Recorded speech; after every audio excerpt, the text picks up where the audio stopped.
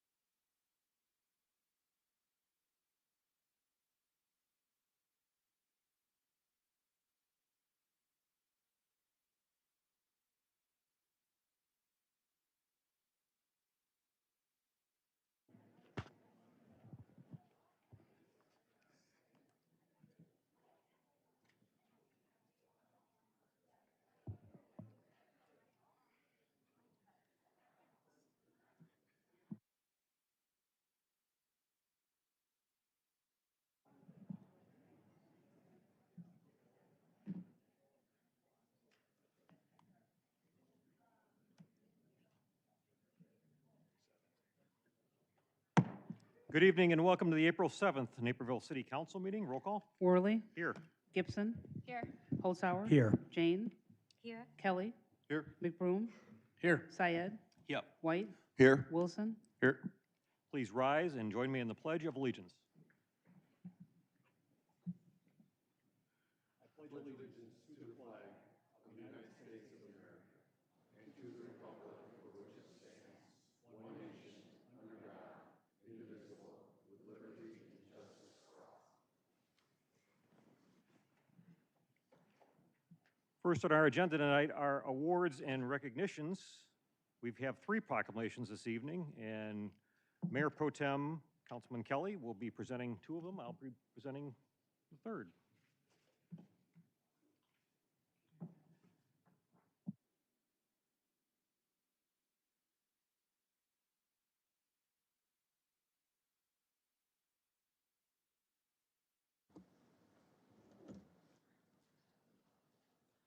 Okay, good evening, everyone. Could anyone who is here for the Autism Awareness Month proclamation come up?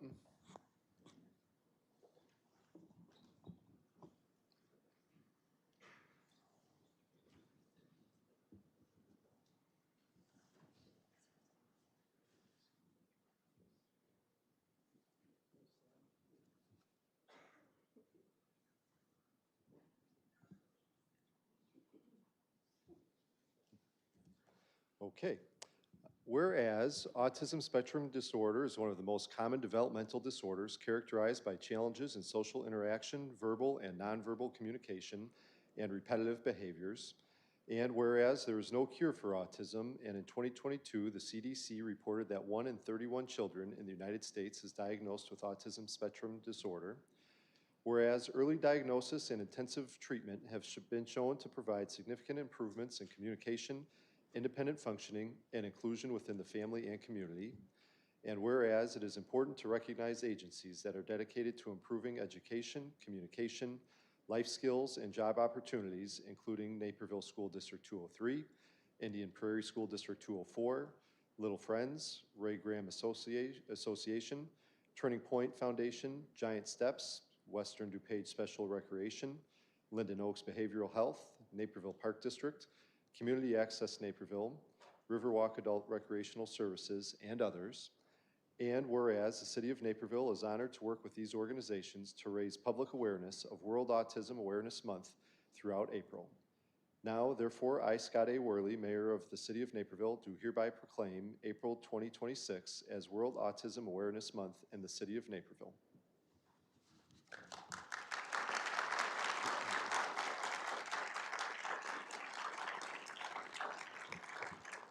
And we have a many number of organizations. We've got proclamations for all of you, and if anyone would like to say a few words. Great. Thank you so much. My name is Jory Meyer, Superintendent of Recreation with the Western DuPage Special Recreation Association. And on behalf of all of us, I just want to take a moment to thank the council, the mayor, and the community as well for your continued commitment to creating spaces in the city of Naperville for participants with autism and special needs to thrive in the city of Naperville. Together, we can continue creating these spaces so everyone feels welcome, whether it's through recreation, employment, education, or community in general. So thank you again for this opportunity.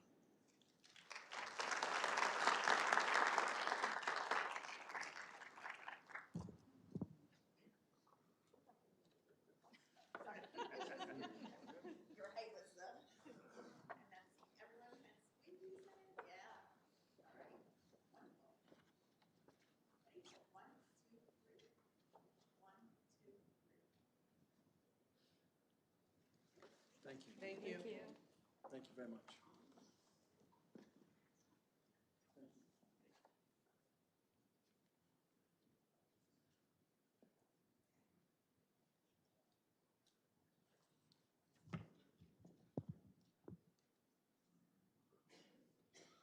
Will the Robotics Team 2360C Clockwork please come up?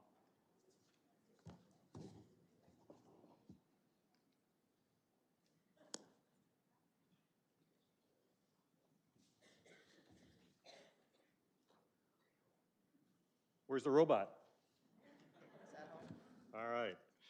This is a proclamation recognizing Robotics Team 2360C Clockwork.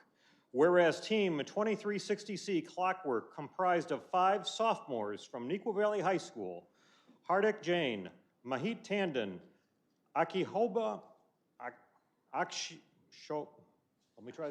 Akshobia Rao, Abir Gwalaraker, and Andrew Chen have demonstrated exceptional skill, dedication, and teamwork in the field of competitive robotics. And whereas through their commitment to excellence, these students competed at the 2026 Illinois VEX Robotics State Championship against 48 qualified teams, achieving a 7-3 record in head-to-head competition and finishing as tournament runner-ups. And whereas this outstanding achievement earned them a direct qualification to the VEX Robotics World Championship in St. Louis, Missouri from April 21 to April 24th, 2026, where they will compete against more than 700 teams from over 60 countries in the largest robotics competition in the world. And where these students have devoted countless hours to designing, building, and programming their competition robot while maintaining their academic responsibilities. And Team 2360C Clockwork serves as an inspiration to their peers and a source of community pride, as further affirmed by the Indian Prairie School District 204 Board of Education's formal salute on April 6, 2026. Now therefore, I, Scott Worley, Mayor of the City of Naperville, hereby present this proclamation to Robotics Team 2360 Clockwork in recognition of their qualification for the VEX Robotics World Championships, with best wishes for continued success, and do hereby encourage all residents of Naperville to join in congratulating these outstanding students on their achievement. Congratulations.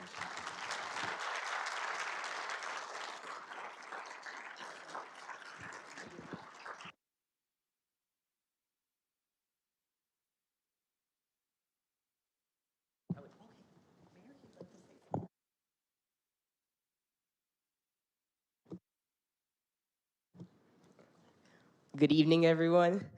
On behalf of my entire team, me, Akshobia Rao, Andrew Chen, Hardik Jain, Mahit Tandon, and Abir Gwalaraker, thank you guys so much for recognizing us and our incredible achievement. We truly appreciate it. Thank you to Mayor Worley as well for being able to recognize us for this incredible achievement. Our parents, our mentors, Mr. Walker and Mr. Gottfried as well. Thank you to all of you guys for staying up with us in countless nights, giving us the resources and guidance to continue pursuing robotics and hopefully do it well. We're so happy to be presenting Naperville in the world competition and hope to do our very best. Thank you guys so, so much.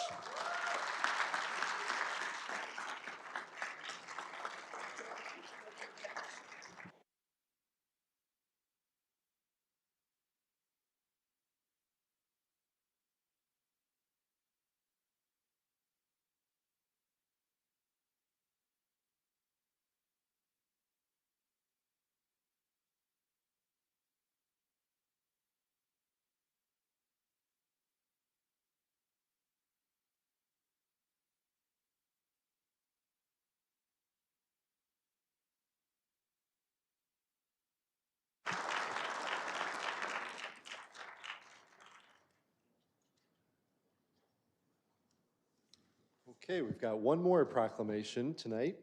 Is anyone here from Two Maids?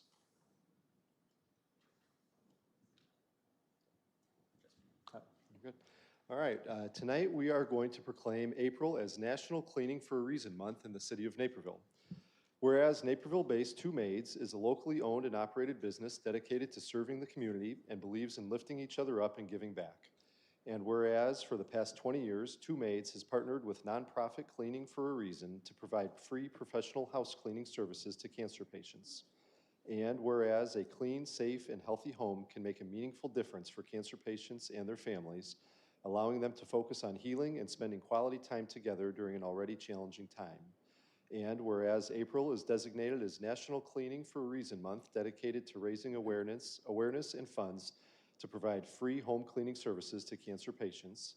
And whereas Cleaning for a Reason partners with more than 1,400 professional cleaning companies across the United States and Canada and has served over 65,000 cancer patients with donated cleanings valued at more than $23 million.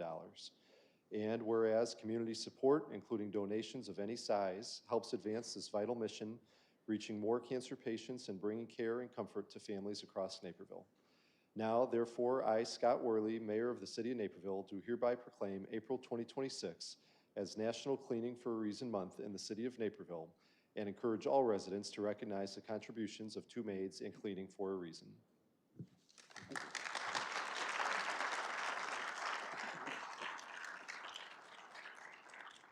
Thank you to the City Council and also Mayor Worley for allowing this. And just on behalf of Cleaning for a Reason and specifically Two Maids in Naperville, we know that cancer has affected probably everyone in this room, or at least you know someone who has. So just know that we'll always be here to support you and to provide those free cleanings when you're in need.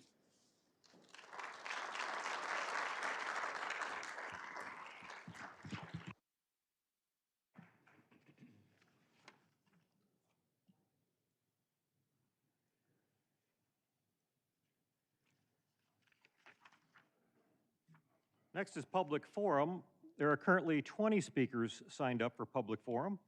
According to the municipal code, public forum shall be limited to no more than 30 minutes. If there are more speakers signed up to address the city council than we have time, or then time will allow, public forum shall be bifurcated and continue to the end of the agenda prior to new business. Therefore, after 30 minutes of public forum, it will be paused at that time and then continued until after agenda item 01. I'd also like to remind everyone of the citizen participation rules in the city's municipal code for speaking at city council meetings. Speakers are asked to present their comments in a respectful and courteous manner. Speakers should be staying on topic and be cognizant of their words. Personal attacks on council members, staff, other speakers, and members of the audience are not allowed. If inappropriate language or comments are expressed during this meeting, you will be asked immediately to stop commenting. Also, for audience members, there is no cheering and no jeering. Actions such as applauding, cheering, finger snapping, booing, or any other noise during or at the conclusion of any remarks made by any speaker are not allowed. If this occurs, you'll be asked to stop immediately, and if it continues to persist, I will recess the meeting until the audience abides by the rules in our city code. No speaker should ever feel intimidated by the crowd. Audience disruption is meant to intimidate those speaking, and we will not allow it in the chambers. Audience members with signs, the signs must not block any other audience member's view. Speakers are given 3 minutes to address the council. To help speakers stay within the 3-minute time frame, we have a timer located on the side dais to your right. It will give the visual cue when the 3 minutes are expiring. This helps speakers conclude their comments in a timely manner without being cut off. The timer will buzz when it hits 0, and we will alert the speaker that their time is up. If a speaker's name is called and they are not in the room, we will move on to the next speaker and will not go back. Speakers are encouraged to remain in council chambers until the conclusion of public forum in the event council members want to ask follow-up questions. When your name is called, please come and have a seat in the first row. That's what it's there for. Ms. McCrotis is going to call the first speakers, and we'll call them as a group. So when your group is called, please move into the front row so we can keep the meeting as efficient as possible. Ms. Marcordes? There are 14 written comments that have been posted to the city's website. There are 20 speakers for public forum. The first speaker is Tim Ferrito, followed by Teresa Huss and Lily Burciaja.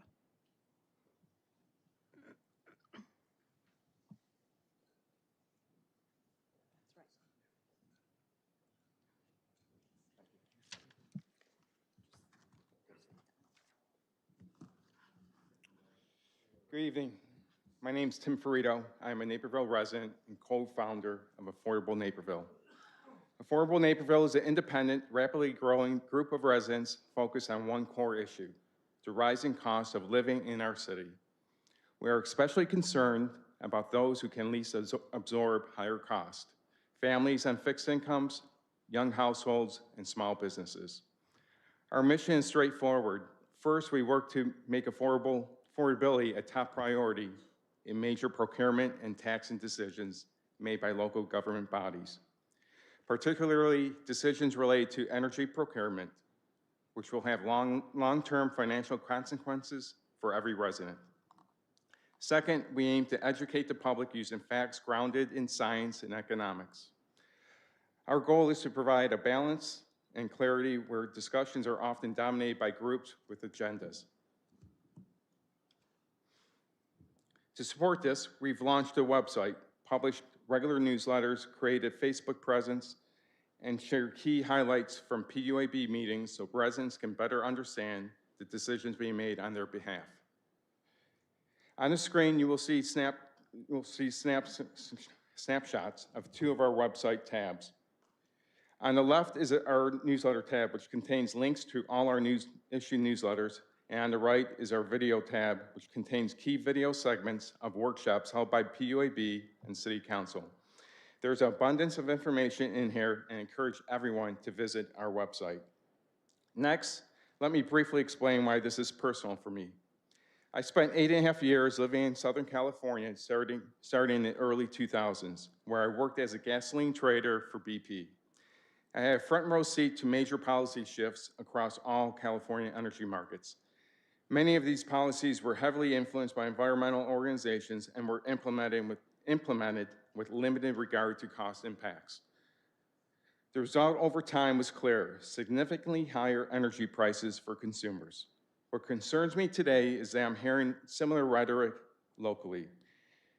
Language, policy approaches, and cost claims that run parallel to what I saw in California. Input from advocacy groups is fine, but there is a difference between contributing to discussions versus dictating policy outcomes. Naperville has a choice. We can prioritize affordability and balanced decision-making, or we can follow a path that has been proven costly elsewhere. I look forward to continuing this conversation in future meetings. Thank you. Thank you. Next speaker. Teresa Huss, followed by Lily Burciaga, and then Karen Peck.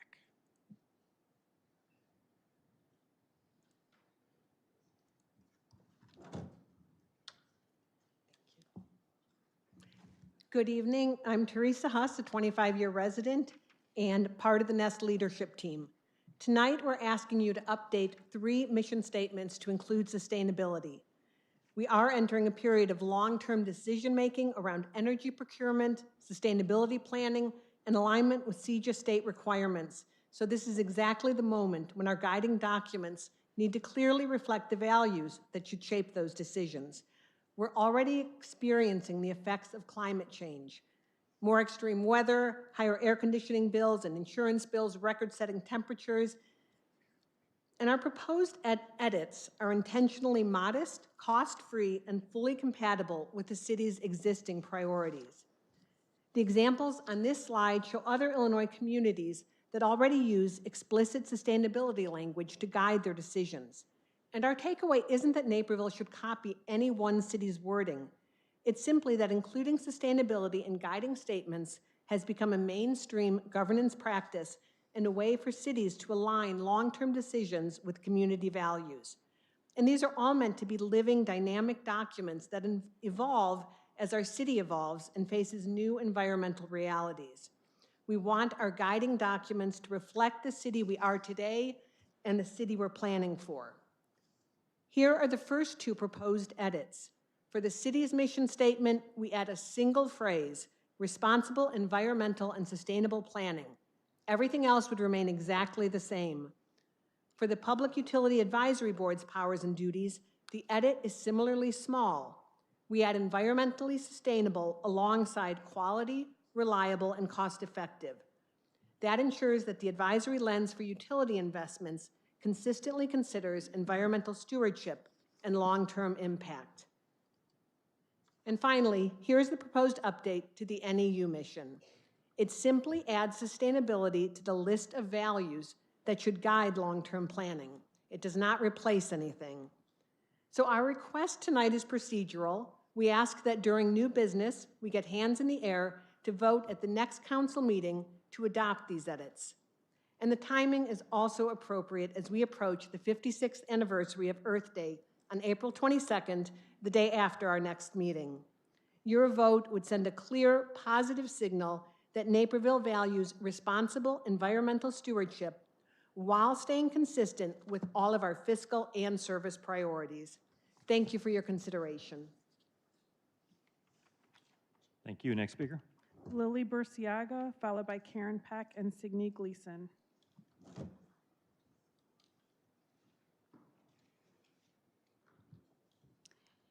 Good evening, Mayor Worley and members of the City Council. I'm Dr. Lily Berciaga, and tonight I'm representing Almas Alliance of Latinos Motivating Action in the Suburbs as their president and founder. Almas is a community-based organization rooted in connection, civic engagement, and well-being of our communities. Over the past several months, we have been in deep conversation with residents, families, youth, and community members who have shared their experiences, concerns, and hopes for what safety, dignity, and belonging should look like in our city. These concerns are not new. Residents spoke about them publicly in this room this past fall. And there has been no formal movement to address them. For many in our community, that lack of clarity has only deepened uncertainty. In moments like this, inaction can deepen uncertainty and erode trust. And I want to be clear, this is not distant for us. We have spoken with children whose parents have been taken, with individuals who live and work in Naperville, with individuals who live and work in Naperville whose spouses have been taken, with employers whose workplaces have been disrupted because a valued employee was suddenly gone, with neighbors who have witnessed enforcement activity in their own communities, and with students navigating the daily reality of living in mixed status families. These are members of our community, your constituents. And what we are seeing is not isolated. What we are seeing reflects broader patterns where many individuals impacted by immigration enforcement do not have serious criminal convictions. And this impact is not limited to those who are undocumented. It affects mixed status families, workplaces, and the broader fabric of our community. What our community is asking for is clarity and reassurance. Clarity around how city property is used, clarity around how local resources are aligned with community safety, and clarity that helps residents understand how their local government operates in moments of uncertainty, like the one we are in now. Alma stands in strong support of the due process of municipality property ordinance that has been drafted by Naperville residents and sent to you by Sidney Gleason. We also want to be clear, this is not everything. It does not encompass all that community members have raised or hope to see, but it is a meaningful and necessary step forward. Progress does not always come all at once, but it does require action. This proposal is carefully scoped. It does not interfere with federal law. It focuses on what is within the city's control, how municipal property and resources are used, and help establish clear expectations that can reduce fear and strengthen trust. This approach is also consistent with actions taken by other municipalities in the region. Thank you. Thank you. Next speaker. Karen Peck, followed by Sidney Gleason, Sylvia Vega Mitchell, then Eugene Wollaston. Good evening. Naperville has a legal and moral choice to make. Allow our city, our infrastructure, our employees to be used by the federal government to exploit and destabilize our community, or set clear boundaries and limits on what we will allow in our city. My name is Karen Peck. I want to be clear. I support humane immigration enforcement of undocumented, violent criminals. The vast majority of targets arrested, detained, and deported without due process by ICE and CBP are not violent criminals. Arrests are based on racial profiling and observers and press sharing the truth. People, including US citizens, are being murdered in for-profit detention centers and on the streets. 2/3 of our country reject aiding and abetting a lawless authoritarian takeover. 8 million people spoke out on March 28th in the largest protest in US history. The people of Naperville want to be safe. Timothy Snyder, expert on authoritarianism, wrote this book, On Tyranny, 20 Lessons from the 20th Century. Lesson number 1, do not obey in advance. I urge the council, do not obey in advance. Do not be silent. The ordinance is not a toothless virtue signaling. It calls for enforcement of existing laws. When the mayor of Naperville says we will not be complicit in breaking the law, that is power.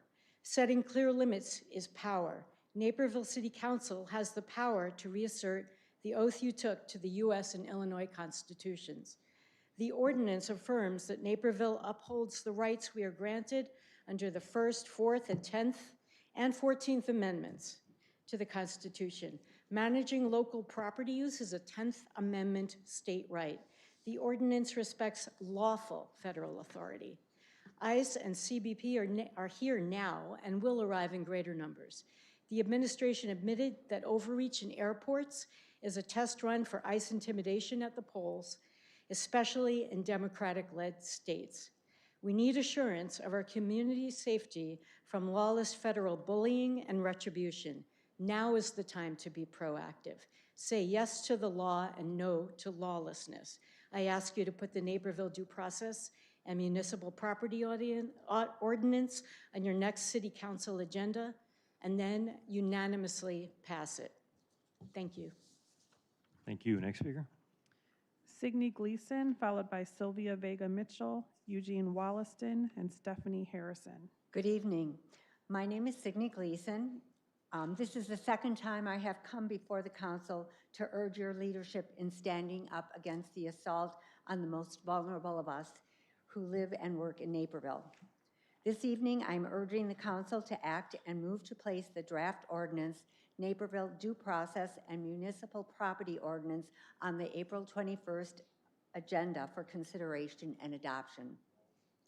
I trust you all have been able to review the ordinance, the draft ordinance, which I have forwarded to you. The ordinance, however bureaucratic sounding its title, is truly about the courage, care, and character of the Naperville community. I know I don't have to remind you of Naperville's stated values of people, trust, respect, and pride. This ordinance codifies those values. None of us need to be reminded of the lawless assault on all who act in support of immigrants, who not so long ago were considered essential workers. In troubled times, we can all do our part. I urge the council members to do their part. This ordinance does not interfere with lawless issuance of judicial warrants, nor, however, does it facilitate ICE presence in our community. ICE unlawful actions and governmental claims that ICE agents have absolute immunity warned all of us to speak up and, dare I say, act up. I would like to speak to some of the objections to the ordinance that I have heard. I've been told it is disallowed by the Supremacy Clause of the Constitution. I find it ironic that our current administration, which has been shown time and again by judicial findings across the country to be in violation of the 1st, 4th, and 14th Amendments, is intimidating municipalities by using the Supremacy Clause as a deterrent to standing firm in support of our constitutional rights. Other municipalities in Illinois, including Wilmette, Downers Grove, Evanston, Aurora, and Chicago, and across the country, including Philadelphia, Phoenix, Denver, Providence, have not succumbed to intimidation and have passed ordinances similar to the one being proposed this evening. Others suggest that such an ordinance would put a target on the back of Naperville and vulnerable citizens or residents of Naperville. I argue that all of us who speak up and act on behalf of our rights are targets. The more of us that stand up, the more we join with other courageous municipalities and individuals, the safer we all are. By protecting others, we protect ourselves. I thank you for your attention, for allowing us to speak on this issue. Again, I urge your vote to place the draft ordinance on the April 21st agenda. Thank you. Thank you. Next speaker. Sylvia Vega Mitchell, then Eugene Wollaston, Stephanie Harrison, and Giovanna Toledo. Good evening, City Council. My name is Sylvia. I am Puerto Rican, born in Chicago's Pilsen neighborhood and raised in La Villita, a community rich in culture and resilience. I have been a Naperville homeowner for 25 years. I come before you as a member of ALMAS since its inception in April of 2023, and as someone who has been actively engaged in every community my family has called home. I strongly support the Naperville Due Process and Municipal Property Ordinance. This ordinance helps ensure that our city remains compliant with federal and state law while upholding constitutional protections and using municipal resources responsibly. For me, this is about protecting the rights, dignity, and safety of all members of our community. For my family, we tell each other every morning, "Come home to us, love. The fear is real." I respectfully urge the city to support this ordinance and continue demonstrating Naperville's commitment to fairness, safety, and constitutional rights. Thank you. Thank you. Next speaker. Eugene Wollaston, followed by Stephanie Harrison, Giovanna Toledo, and Rashid.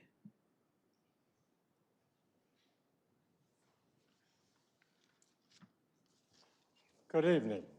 My name is Eugene Wollaston, a Naperville resident for 48 of my now 91 years. Our federal government has a track record for ignoring facts that conflict with its biases, presumptions, and actions. This happened, for example, with climate change, where solid data showing the rate of global warming is increasing has been ignored. And the myth of a migrant crime surge is the basis for justifying the expensive ICE force, which has killed several innocent people. Chinese, Irish, Italian, Muslim, and Mexican immigrants have all been falsely accused of and scapegoated for bringing crime into the United States. Actions which typically happen at times of economic or political unease. I'll tell you now about some actual data. Data analysis has been done by the American Immigration Council, Cato Institution, and Stanford University, with data coming from 3 sources. 1, uniform crime reporting data by the FBI, the U.S. Census Bureau, and the state of Texas, the only state that comprehensively records arrests by immigration status. In 1980, immigrants made up 6.2% of the U.S. population, and the total crime rate was 5,900 crimes per 100,000 people. By 2022, the share of immigrants had more than doubled to 13.9%. So what happened between 1980 and 2022? The total crime rate dropped from 5,900 to nearly 2,300 crimes per 100,000 people. A 60% decrease, with accompanying decreases in both violent and property crime. The research using census and FBI data shows that welcoming immigrants into American communities not only does not increase crime, but can increase public safety. I believe the proposed ordinance needs to be approved promptly to get the message out to all before unwise actions get planned or started. Speaker's time is up. Thank you. Next speaker. Stephanie Harrison, followed by Giovanna Toledo, Rashid, and Jose Leon. Good evening, Mayor and City Council members. My name is Stephanie Harrison, and this is the first time that I come before you for a very important reason. I've lived in Naperville for 7 years, and in all that time that I've lived here, I have never felt the kind of quiet fear that I feel now, today, living in the city. Fear of bringing my mom, who's in the audience here today with me, and my children to community spaces, especially to celebrate our culture at events like Dia de los Muertos, which we had recently in Naperville. And what should be moments of joy now carry the weight of uncertainty, with the possibility that U.S. Immigration and Customs Enforcement could appear and strip away something as fundamental as due process, even though we are here legally. What deepens the fear is what we don't know. There's little transparency, no clear data for Naperville itself, and yet we do know this, that across Illinois and the greater Chicago area, enforcement has increased. Thousands of people have been detained, including children, which breaks my heart because my children are biracial, and it could be one of them that could have been taken. And that uncertainty doesn't stay in statistics. It lives in our homes, in my home, in our choices, and whether we feel safe enough to gather at all. My mom, like I said, who's here, she now carries her passport everywhere, to every Naperville park, every Naperville playground that she takes my children to. And think about that for a moment.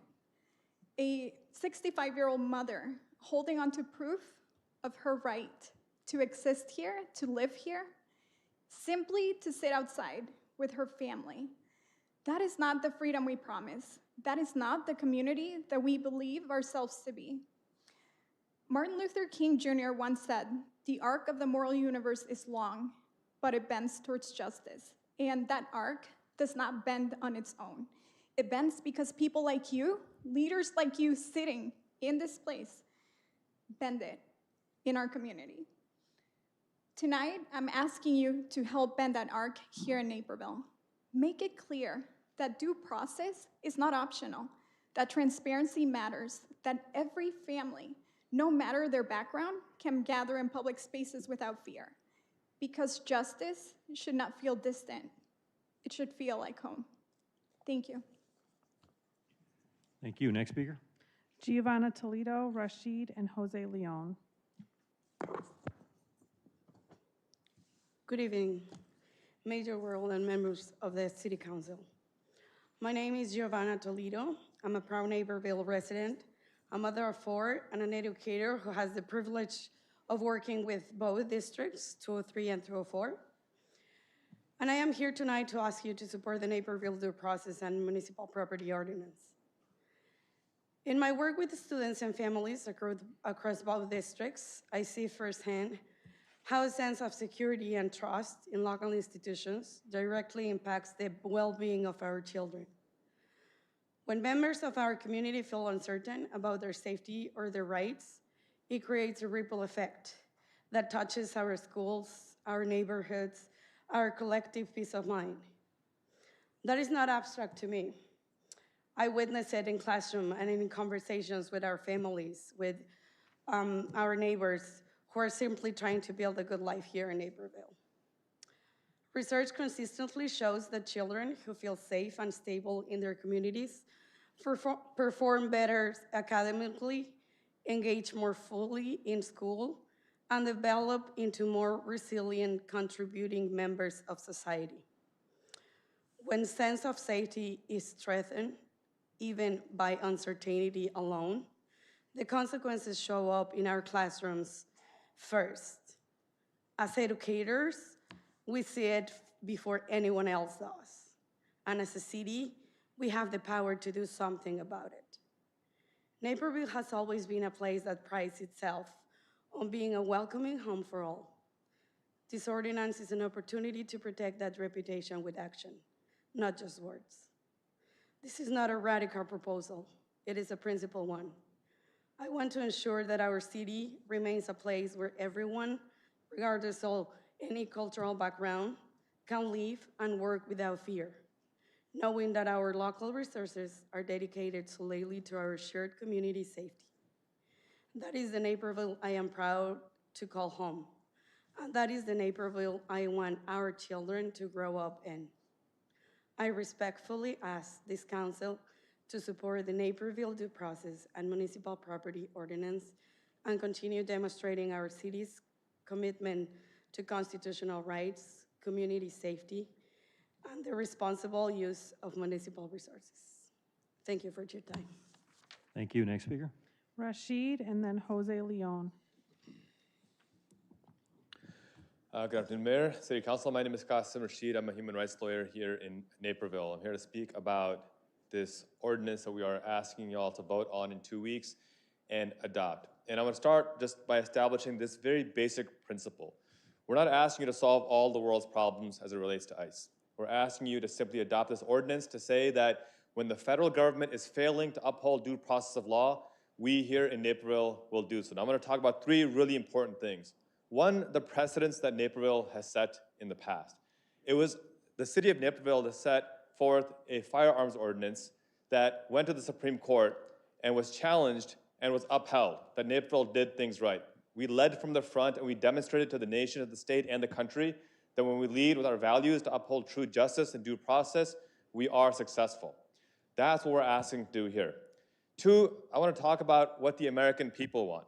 Poll after poll shows that 60 to 70% of Americans now, for the first time, not only disapprove of ICE, but want to abolish ICE.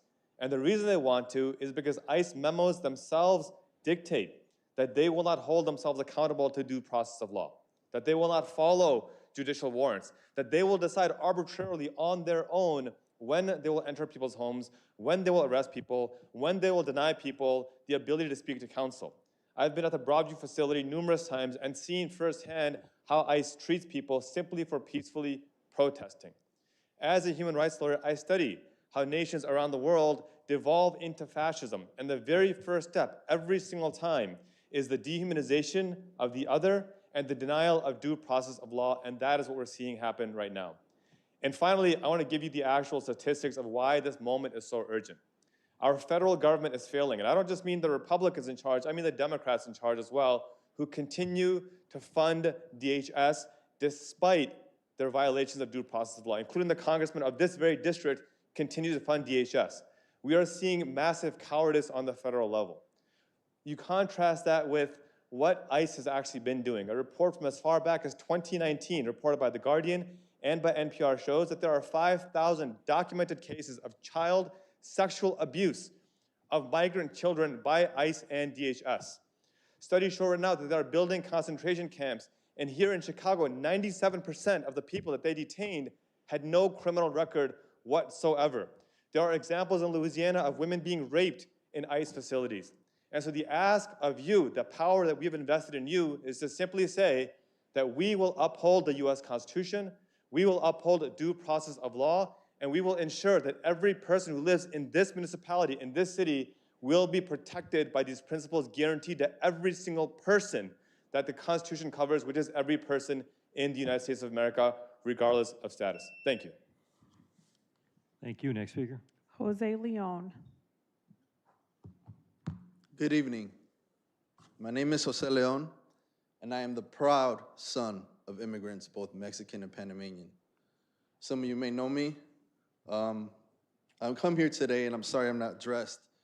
I'm coming from coaching my daughter's soccer team here in the Naperville Youth. I volunteer. And when I coach that team, it's not one race, it's not one culture, it's not one ethnicity that I coach. It's various. That's Naperville. When I coach my son's team, it's not one race, it's not one ethnicity, it's not one culture, it's not one language. It's various, because that's Naperville.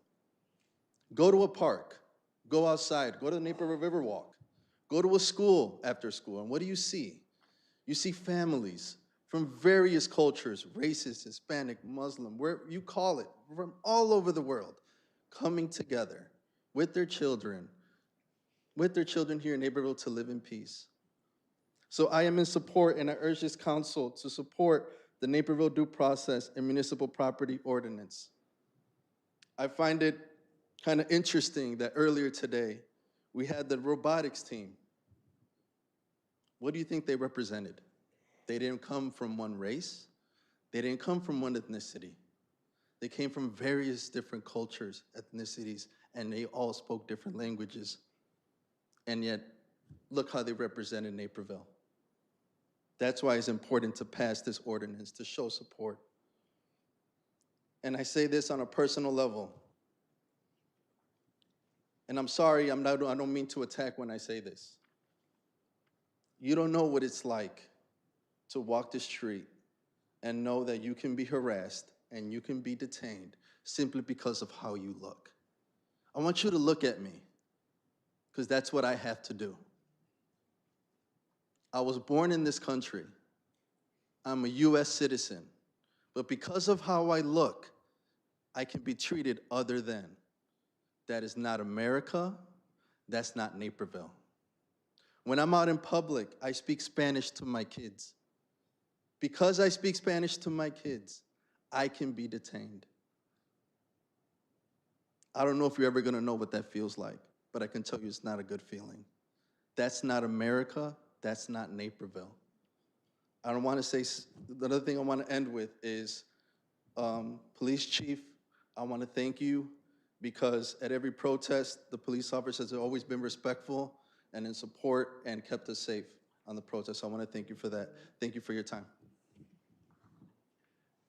Thank you.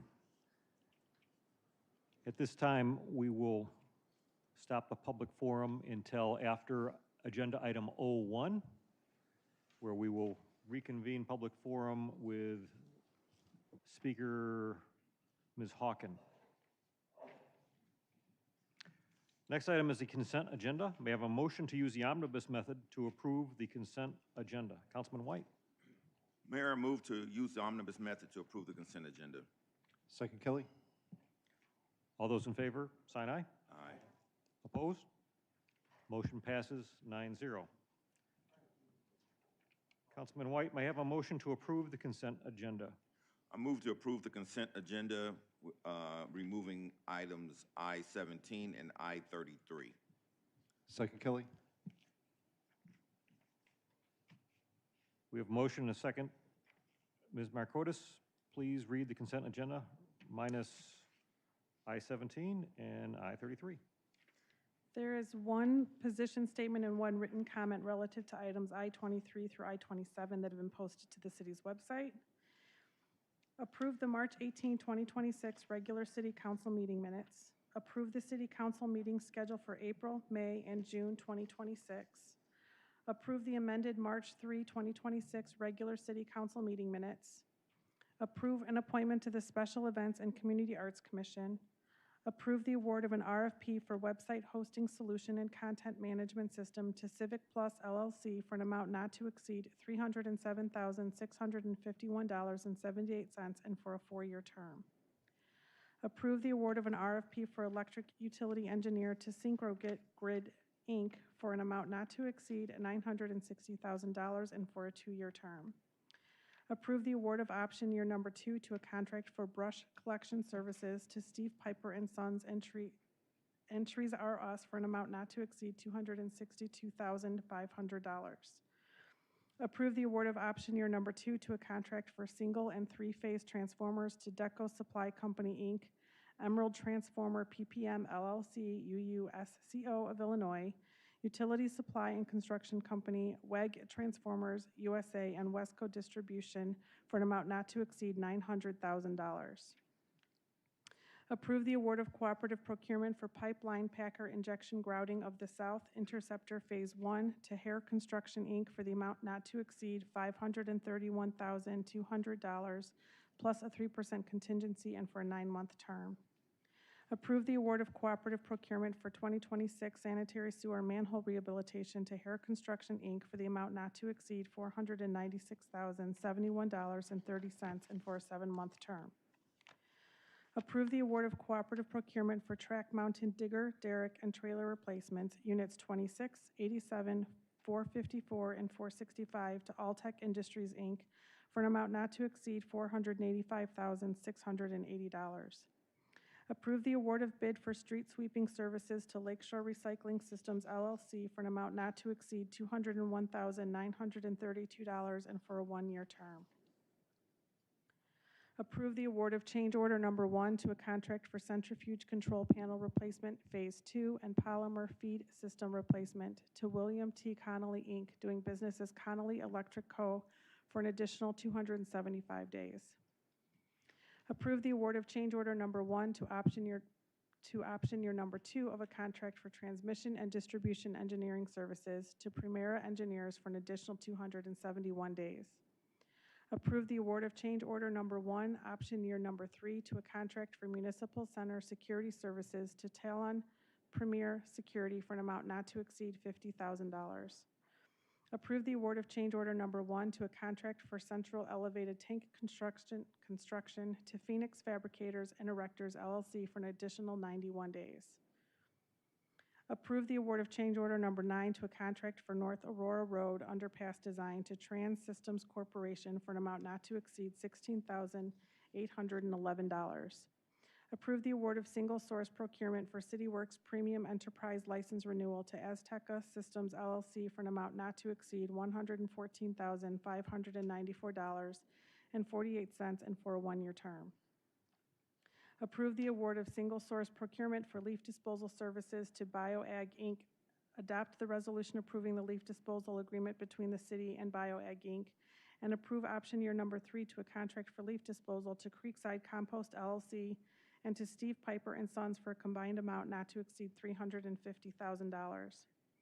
Adopt the resolution approving a 5-year lease agreement between the city and Drendell Farms for the lease of city properties located at 3816 Plainfield, Naperville Road, and the southwest corner of 91st Street at Wolf's Crossing Road. Adopt the resolution approving a lease agreement between the City of Naperville and New Singular Wireless PCS LLC regarding communications tower at 1301 Clyde Drive. Receive the staff report and pass the ordinances revoking Ordinance 23-062, Ordinance 23-063, and Ordinance 23-064 pertaining to the Audrey Senior Residences Development located at 2939 Audrey Avenue, and approving the preliminary plat of subdivision and rezoning Lot 1 of the Atlas subdivision to OCI, Office, Commercial, and Institutional District, and approving a conditional use for multifamily residential in the OCI district and granting variances to multiple sections of the Naperville Municipal Code for the property located at 2939 Audrey Avenue, the Atlas. Pass the ordinance granting an extension to the effective period of the setback variance granted for Riverwalk Place, 415 Jackson Avenue. Pass the ordinance to establish temporary traffic controls and issue special event and amplifier permits for the 2026 Memorial Day Parade scheduled for Monday, May 25, 2026. Pass the ordinance to establish temporary traffic controls and issue special event and amplifier permits for the 2026 Soapbox Derby races scheduled for May 16 through 17, June 6 with a rain date of June 7, September 5 through 6, and October 3 through 4. Pass the ordinance reserving the city's 2026 volume cap. Pass the ordinance establishing special service area number 37 for Northwoods of Naperville. Waive the first reading and pass the ordinance amending 3-3-11 of the Naperville Municipal Code by increasing the cap on the late night permit in the downtown to 22. We have a motion and a second to approve the consent agenda minus I-17 and I-33. Roll call? Worley. Yes. Gibson. Aye. Holzhauer. Aye. Jane. Aye. Kelly. Aye. McBroom. Aye. Syed. Aye. White. Aye. Wilson. Aye. Motion passes 9-0. I-17.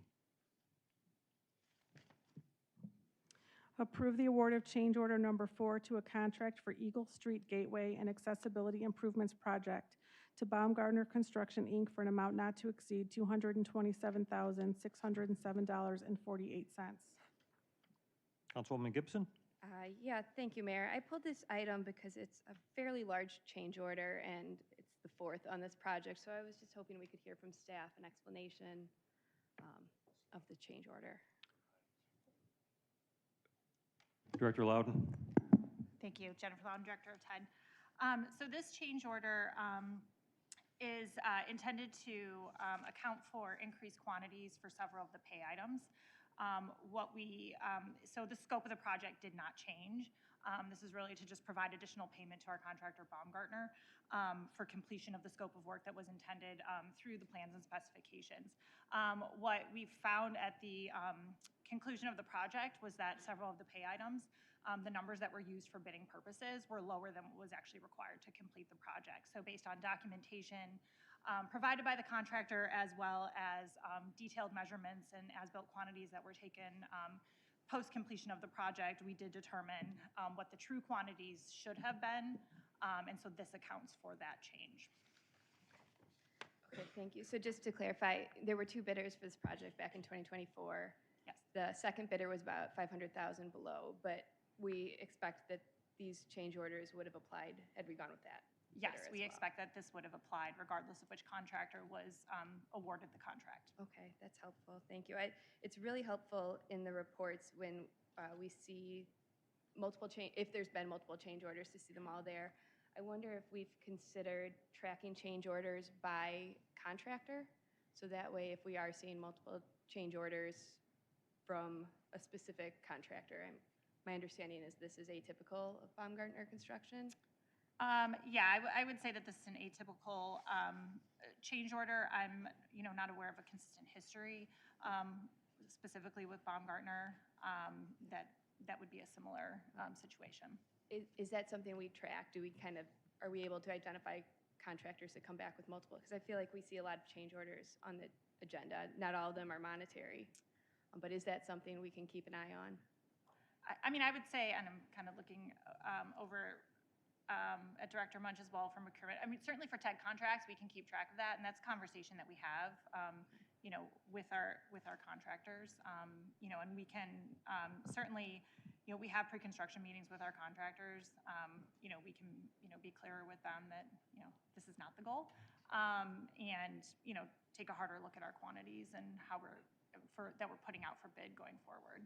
Okay, thank you. That helps clarify this a lot for me. Councilman Holzar. Thank you, Mayor. Yeah, I appreciate Councilwoman Gibson pulling this.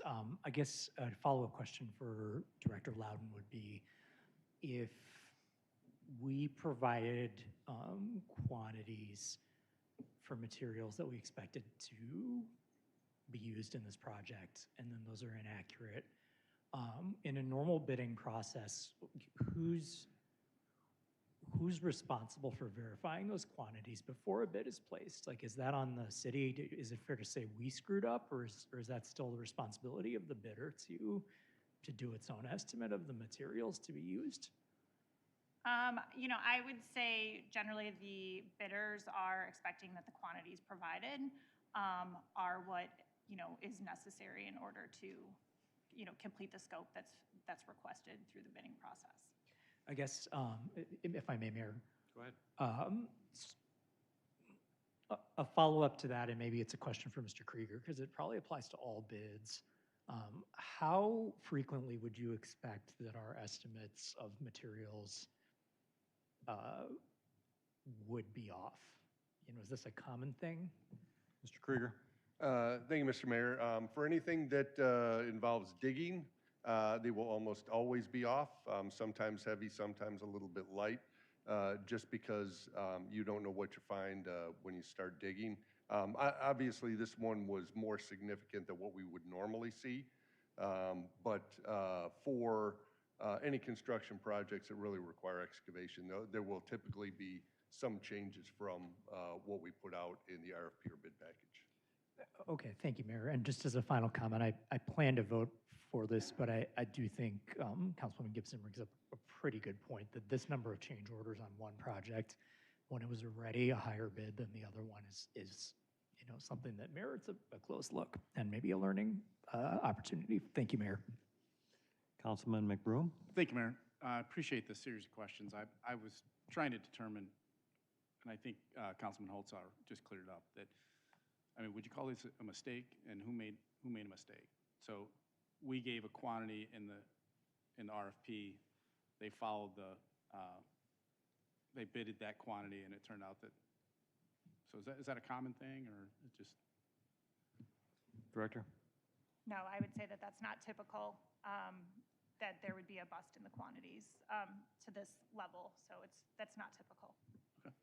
And I agree with the change orders. I've pulled change orders before. There's so many on consent agendas, sometimes we gloss over them, but yeah, if there's a way to track or for specific contractors, and you're probably doing a lot of that already, but thank you.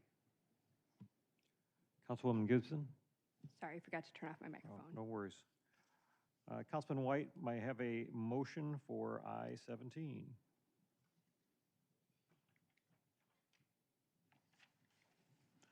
I move to approve the award of change order number 4 to contract 24-227 Eagle Street Gateway and Accessibility Improvements Project to Baumgartner Construction Incorporated for an amount not to exceed $227,607.48 and a total award of $4,003,316.61. Councilman Kelly? Second Kelly. We have a motion and a second on I-17. Roll call. Gibson. Aye. Holzhauer. Aye. Jane. Aye. Kelly. Aye. McBroom. Aye. Syed. Aye. White. Aye. Wilson. Aye. Worley. Yes. Motion passes 9-0. I-33. Waive the first reading and pass the ordinance amending sections 3-3-5, 3-3-9, 3-3-10, and 3-3-14 of the Naperville Municipal Code regarding increasing tobacco and cigarette dealer license fees, raising related fines, and revising the hearing process for such violations. Councilman Wilson. Thank you, Mayor. I asked for this to be pulled. While I do think the proposed changes in the ordinance make it clearer, and I'm certainly not condoning violations such as selling to a minor, something of that sort, so I don't want that to give that impression. But that being said, I'm just have an overall concern with increasing penalties to small businesses to this scope, and just increasing license fees in general. So that's just my concern around it, that it may also deter future businesses from coming to Naperville. So and that cost getting potentially passed down to the consumer. So that's my reasoning for this. That's why I'll be voting no here. Fair enough. Councilman White, may I have a motion on I-33? I move to waive the first reading and pass an ordinance amending sections 3-3-5, 3-3-9, 3-3-10, and 3-3-14 of the Naperville Municipal Code regarding increasing tobacco and cigarette dealer license fees, raising related fines, and revising the hearing process for such violations. Second Kelly. We have a motion and a second on I-33. Roll call. Holzhauer. Aye. Jane. Aye. Kelly. Aye. McBroom. Aye. Syed. Aye. White. Aye. Wilson. No. Worley. Yes. Gibson. Aye. Motion passes 8-1.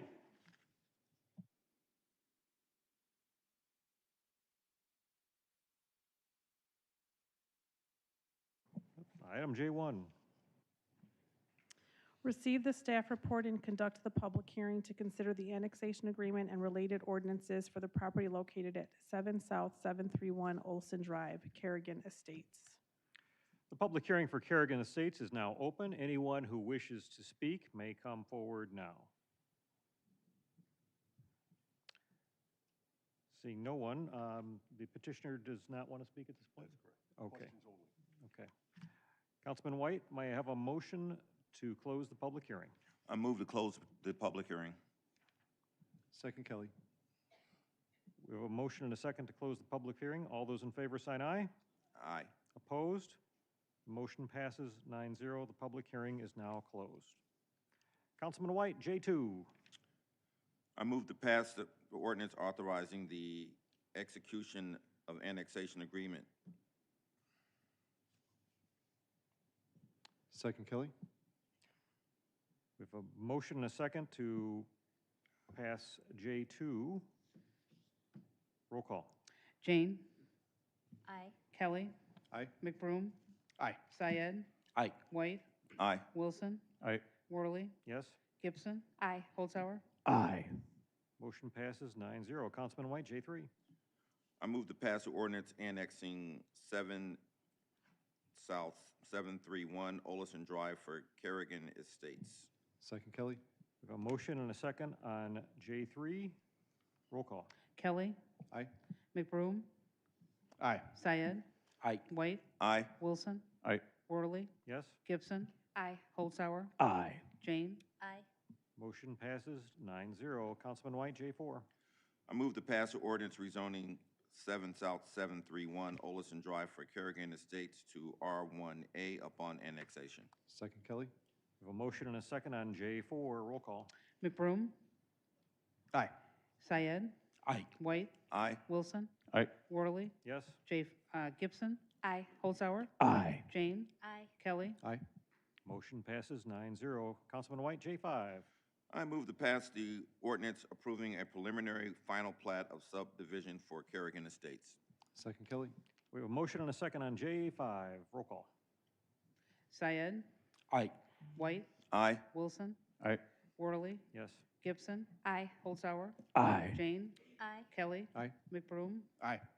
Motion passes 9-0. J6, Councilman White. I move to pass the ordinance approving a variance for Kerrigan Estates. Second Kelly. We have a motion and a second on J6. Roll call. White, Aye. Wilson, Aye. Worley, Yes? Gibson, Aye. Holzhauer, Aye. Jane, Aye. Kelly, Aye. McBroom, Aye. Syed, Aye. Motion passes 9-0. M1. Approve the award of bid for 2026 Street Resurfacing Program, MFT, to K5 Construction Corporation for an amount not to exceed $5,227,451.56 plus a 3% contingency. Councilman White, may I have a motion? I move to approve the award of bid 26-006, 2026 Street Resurfacing Program, MFT, to K5 Construction Corporation for an amount not to exceed $5,227,451.56 plus a 3% contingency. Councilman Kelly. Second Kelly. We have a motion and a second on M1. Roll call. Wilson, Aye. Worley, Yes? Gibson, Aye. Holzhauer, Aye. Jane, Aye. Kelly, Aye. McBroom, Aye. Syed, Aye. White, Aye. Motion passes 9-0. Councilman White, M2. Mayor, I move to adopt the IDOT resolution in the amount of $5,227,451.56 to allow expenditure of state motor fuel tax dollars to fund the 2026 street resurfacing program. Councilman Kelly. Second Kelly. We have a motion and a second on M2. Roll call. Worley, Yes?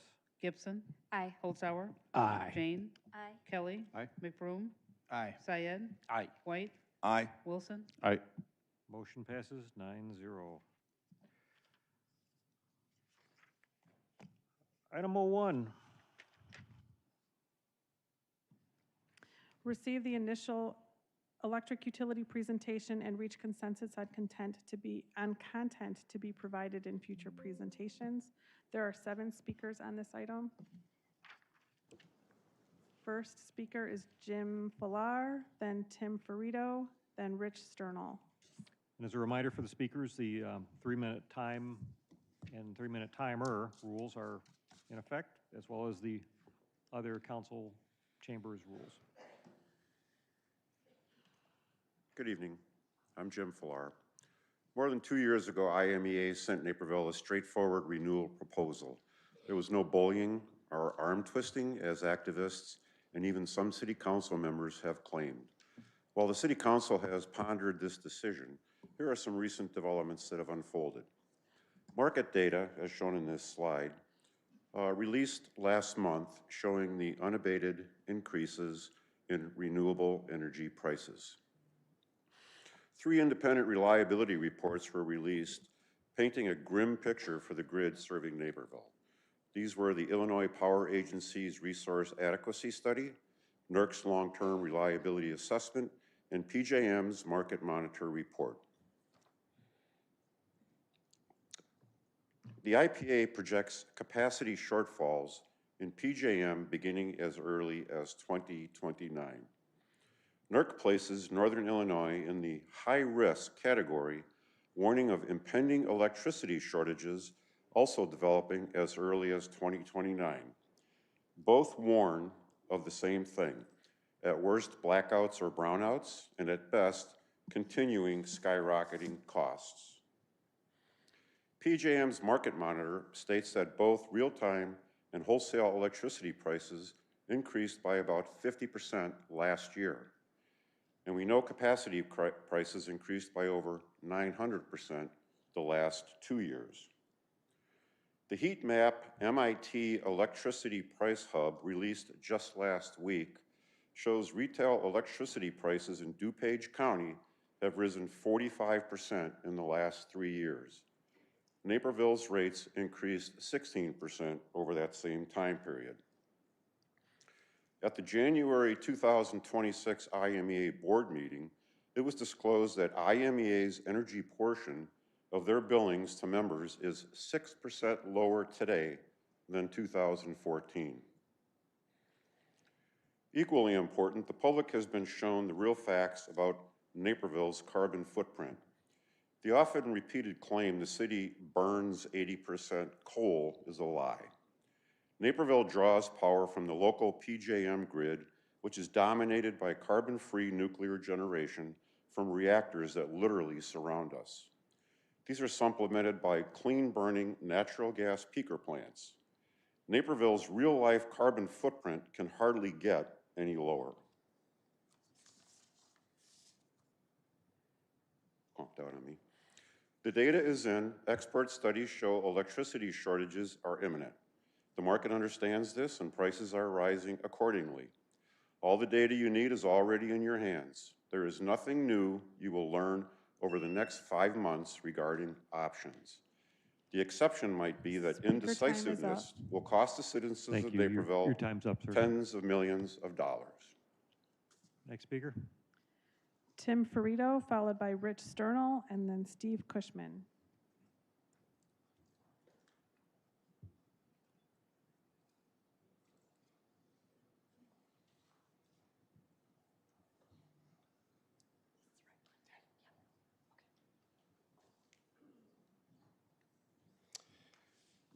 Tim Ferrito, Naperville resident. I put together a power highlights timeline that I want to go through.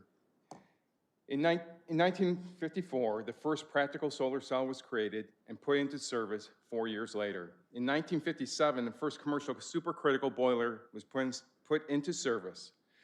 Note, this is the same technology utilized by Prairie State in Trimble County too, so not so old compared to solar.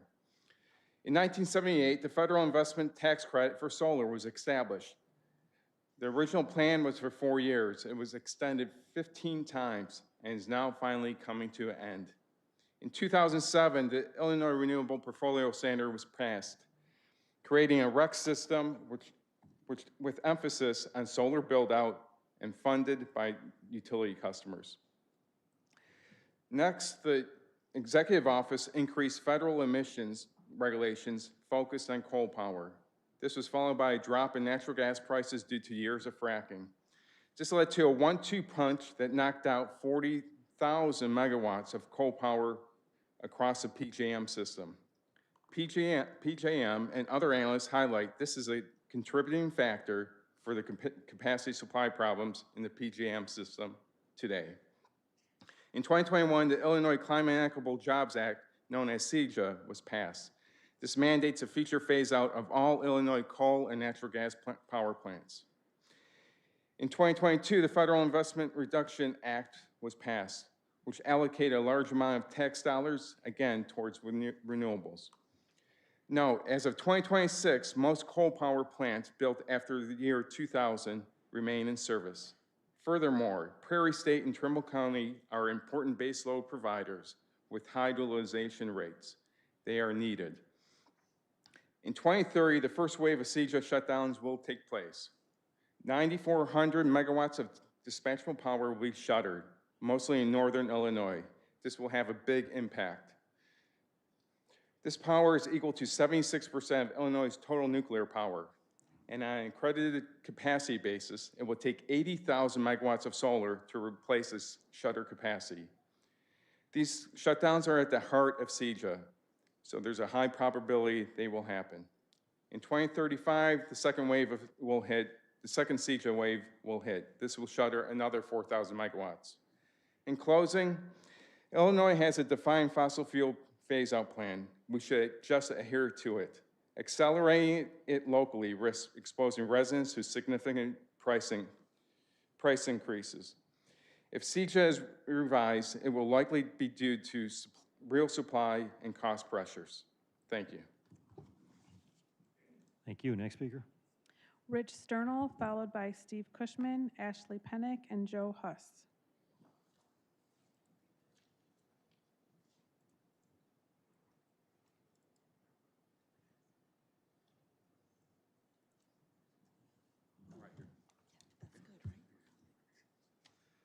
Good evening. My name is Rich Sterling. I've been a resident of Naperville for over 25 years. I'm here tonight to strongly urge the City Council to renew the contract with IMEA.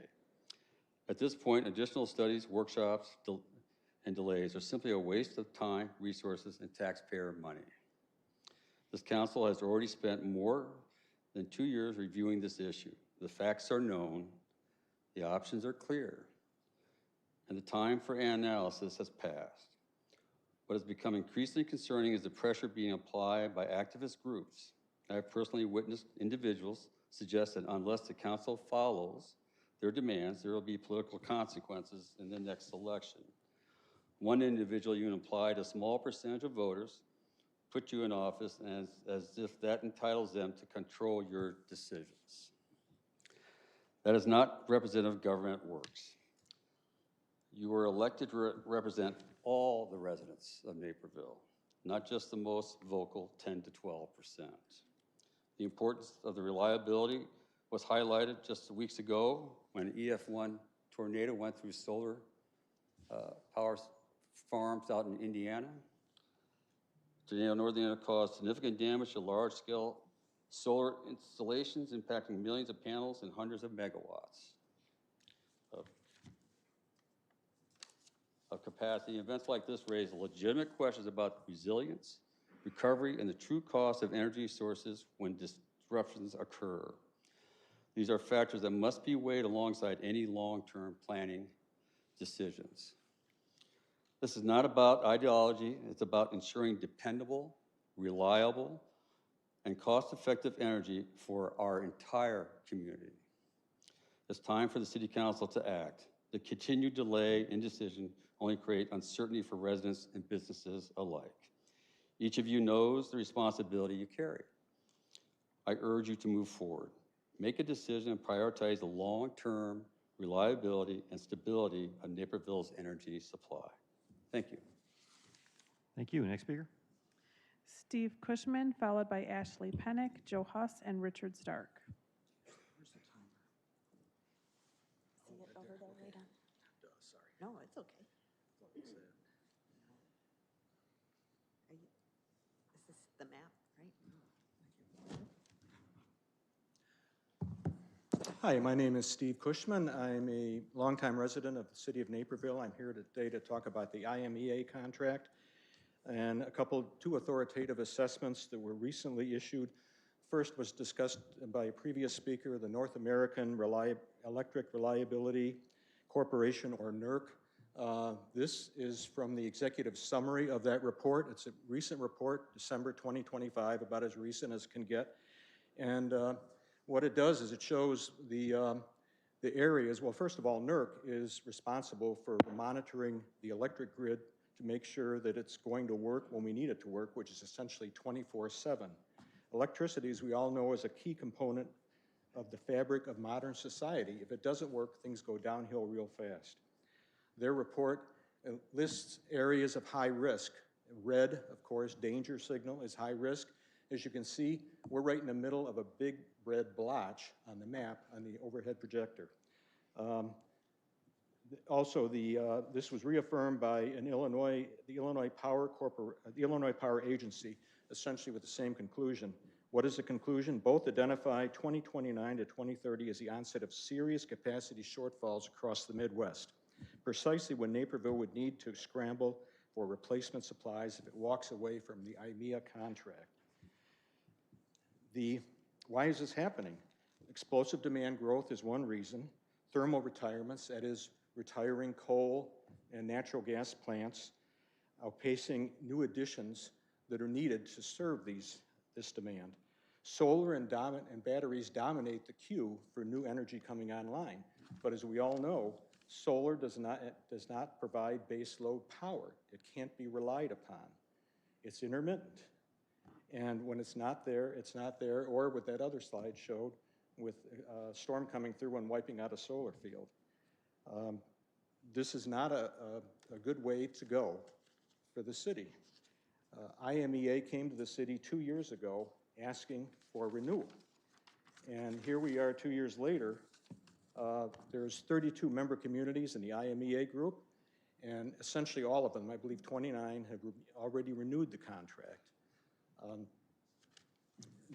There's also a issue of IMEA's been a trusted partner. They almost were predicted 2 years ago, and many people said, why are we asking for renewal before this expires? This contract expires in 2035, 10 years ahead of time. That's because of things like this. They almost predicted that, IMEA. They're a trusted partner working with Naperville and our electric department, and I don't believe we should continue to hold off renewing that contract. I think my time's up. It is. Thank you. Next speaker. Ashley Pennick, followed by Joe Huss and Richard Stark.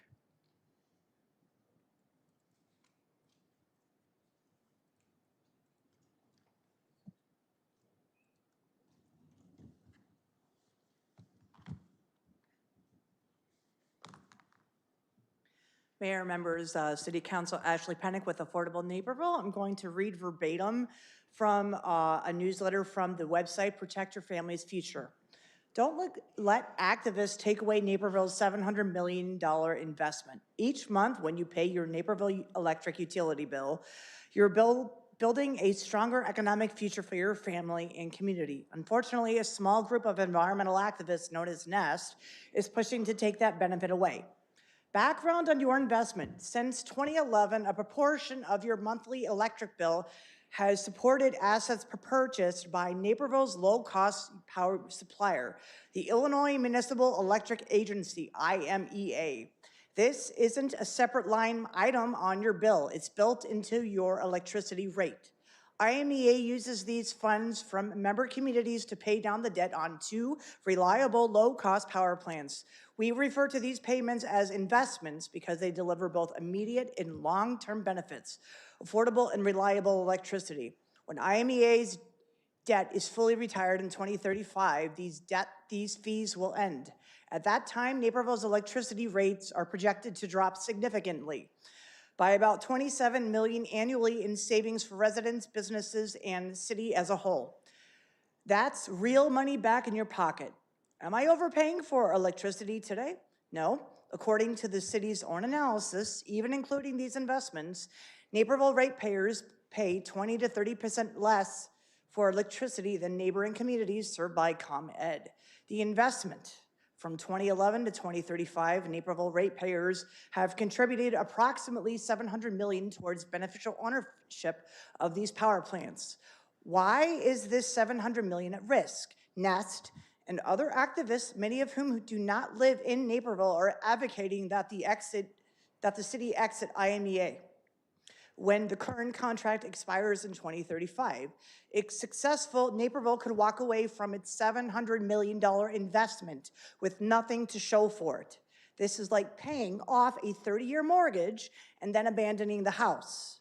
Worse, Naperville could lose access to stable, low-cost power from IMEA's debt-free plants. Currently, comparable green alternatives cost 2 to 3 times as much power from these plants. Does this make sense? Naperville families and businesses have invested heavily for decades on reliable, affordable power. Walking away from IMEA will mean higher rates, lost investments, and zero environmental benefits. Keep supporting Naperville's smart investment intact. Your wallet and your community's future depend on it. Thank you. Thank you. Next speaker. Joe Huss, followed by Richard Stark.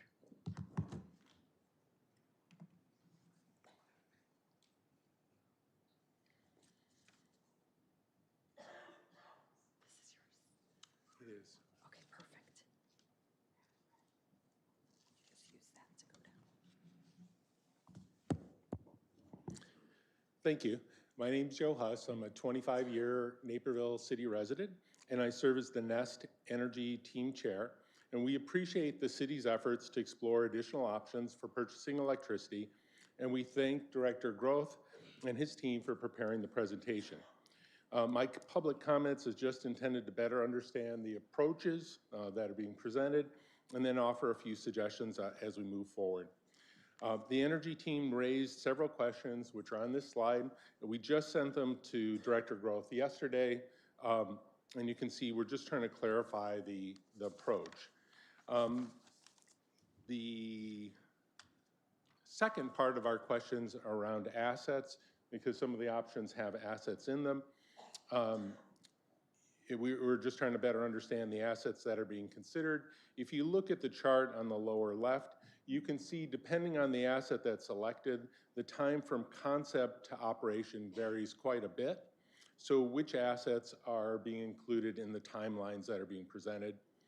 The second question around assets would be around how PPAs are treated. Are they being treated as assets or something else?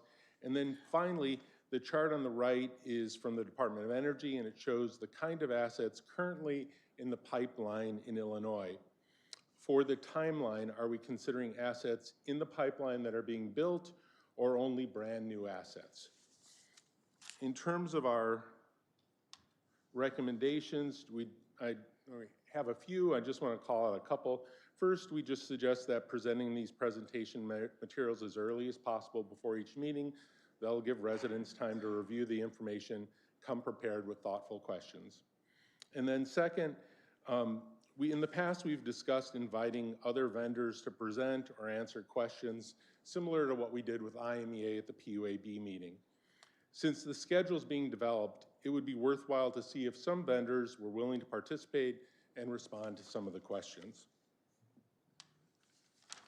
And then the second recommendation would be around exploring options through the lens of the industry trends that are underway today. So these charts are both from the federal government. On the left, you can see what's been added each year over the last 25 years. And then on the right, you can see what's planned to be added in this coming year.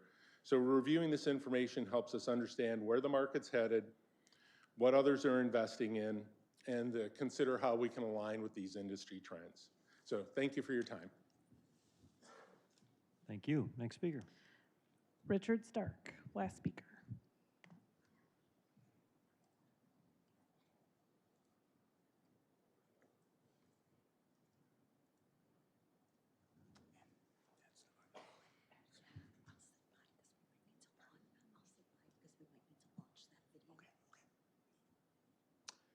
Hi, I'm Richard Stark. I'm here with my partner, Mike Milano, both Naperville residents.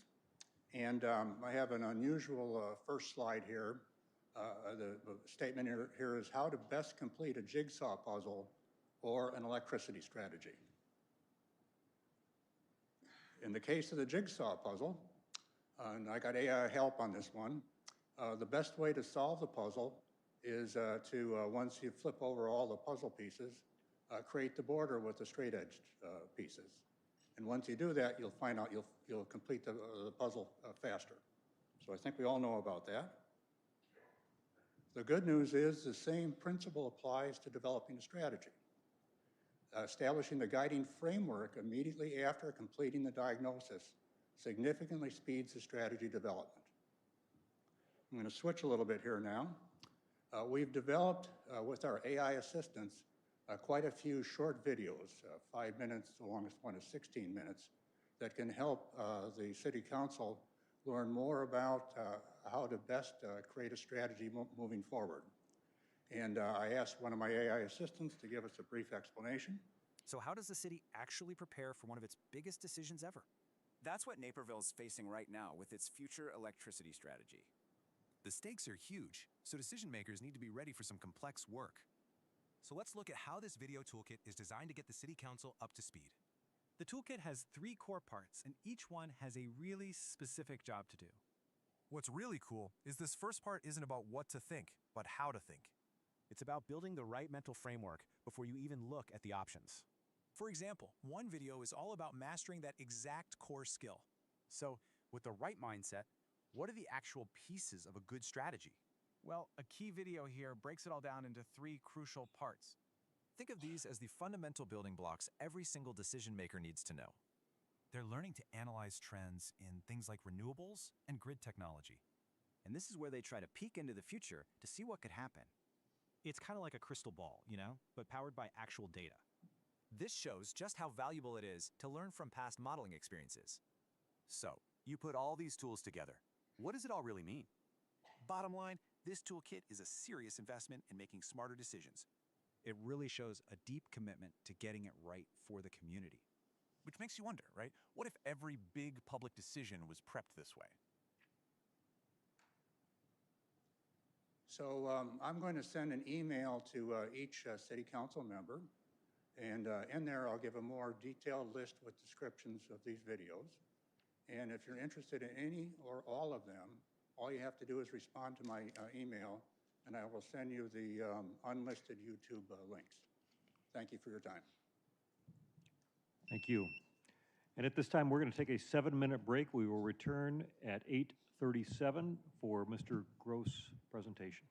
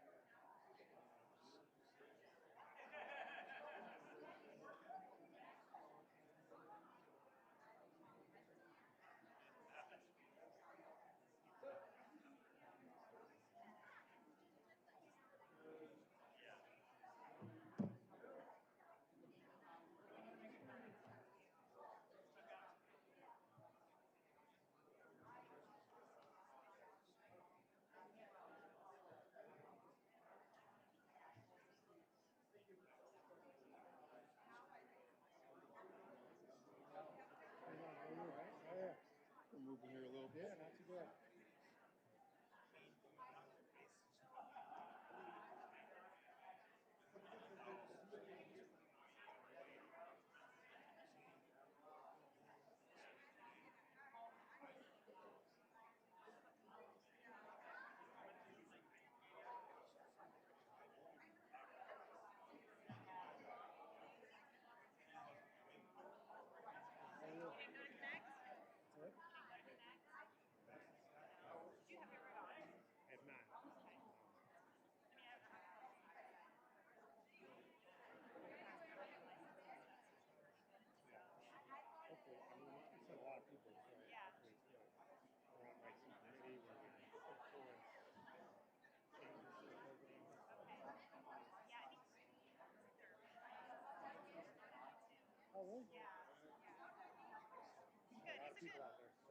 Yeah, we said 2 from 10. So, yeah, I still have a good time. Especially in Vegas.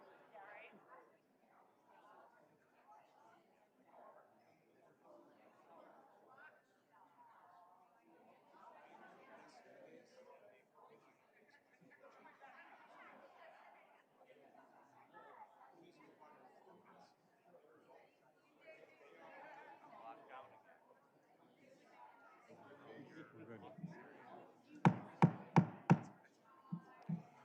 It's 8:37. We're going to go ahead and reconvene, and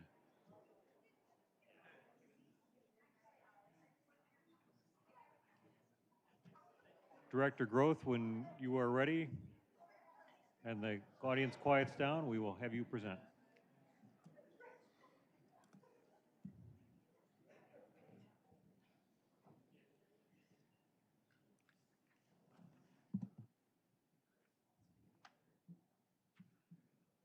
Go ahead. Good evening. The electric utility and city council have been considering our options on how we will secure capacity, energy, and ancillary services as our existing IMEA contract ends in 2035. And several of our options will take considerable amount of time and resources to implement. After presentations from our consultants, PUAB, and other stakeholders, the council voted to issue an RFP for clean energy and then directed staff to pause negotiations with IMEA as we revisited our options. As council directed staff at the March 3rd meeting, we will be reviewing the mission of the electric utility, key dates and timelines that impact our decision-making, and then we will then conclude this evening's presentation by gaining alignment on key information that will be included for each of the upcoming presentations on our options. Our priorities are affordability, reliability, and sustainability. We review overall affordability every 3 years as we complete electric utility rate studies. On a monthly basis, we have begun comparing our cost, both all-in and energy-only, to alternative energy procurement options. This information can be found in our Public Utility Advisory Board packet, which is posted on the city's website. There are many ways that reliability applies to the electric utility industry. I view reliability as something that the Naperville Electric Utility and its nearly 100 employees are responsible for on a daily basis. This includes capital planning, project execution, and response to power outages. I'll take this opportunity to note that due to this local dedication of our employees, we are about 4 times more reliable than our peers, and if you do experience an outage, it is likely to be resolved in under 60 minutes. That's the local part of reliability and something that we directly have control over. Outside the city of Naperville, we rely on various transmission owners to ensure the wires to the city can deliver the necessary power at the time our customers need it. We rely on generators to perform at the time they are called upon by the regional transmission organizations, such as PJM, who matches supply and demand in real time. As an electric utility, we review sustainability holistically and continually review all our work practices to reduce our impact on the planet. To be more specific, we view sustainability as much larger than the number of solar installations, of which we now have nearly 1,300. Our locally owned and operated utility has been on the cutting edge of innovation. Whether it's the automated metering infrastructure deployment in 2010, which enabled remote reading of our electric meters, or the first utility-wide deployment of a conservation voltage reduction system in the country, which transparently adjusts system voltages, saving our customers energy and ultimately dollars every hour of the day. We have also deployed cutting-edge, first-of-its design in the nation substation equipment to reduce outage scope and protect equipment. Our software engineers in the utility have developed Empower, which shows electric and water consumption in near real time. In the next few years, we will be deploying a distributed energy management system across the utility. This project, that was approved by Council last year, is sometimes referred as a virtual power plant. The first step, an upgrade of our SCADA system, which provides our control room information on grid status 24 hours a day, 7 days a week, is already underway. The DERM system will allow us to be the local grid operator of the future by ensuring batteries, thermostats, and other storage and generation devices deployed by the utility and our customers can come together to reduce cost and further improve our already industry-leading reliability. Our mission is to provide reliable, quality, responsive, and cost-efficient services for our customers in support of the health, welfare, and growth of the city. In summary, we navigate complex supply chains, perform equipment inspections, engineer projects, and work with customers on a daily basis to ensure their lights never go out.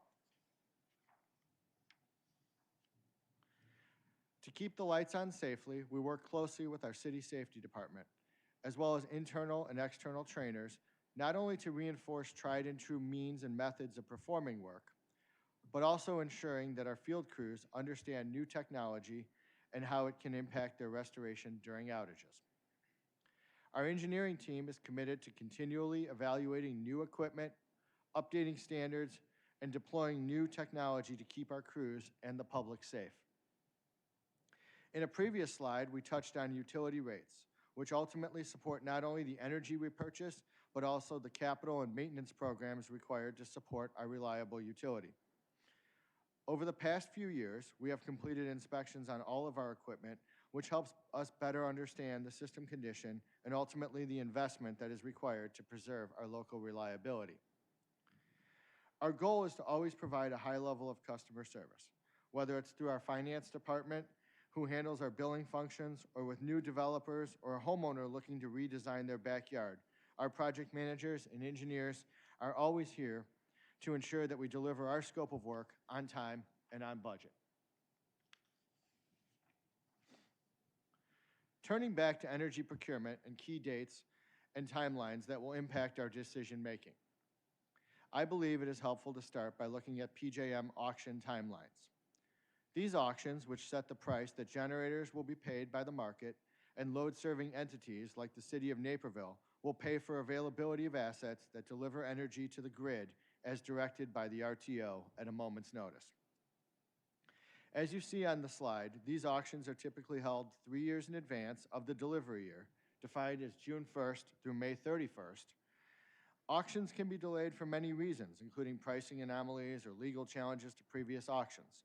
This can be seen in the delivery year 28 and 29 auction timelines.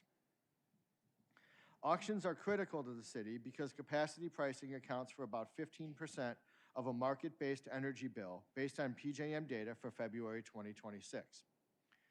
The other components, energy, which accounts for 77%, and transmission, which accounts for 9%, respectively, are largely out of the control of the city. Said another way, capacity costs are known up to 3 years in advance, while energy is typically traded in the day-ahead markets and closely mimics natural gas prices. Transmission costs are generally formula-based and largely determined by PJM and approved by FERC.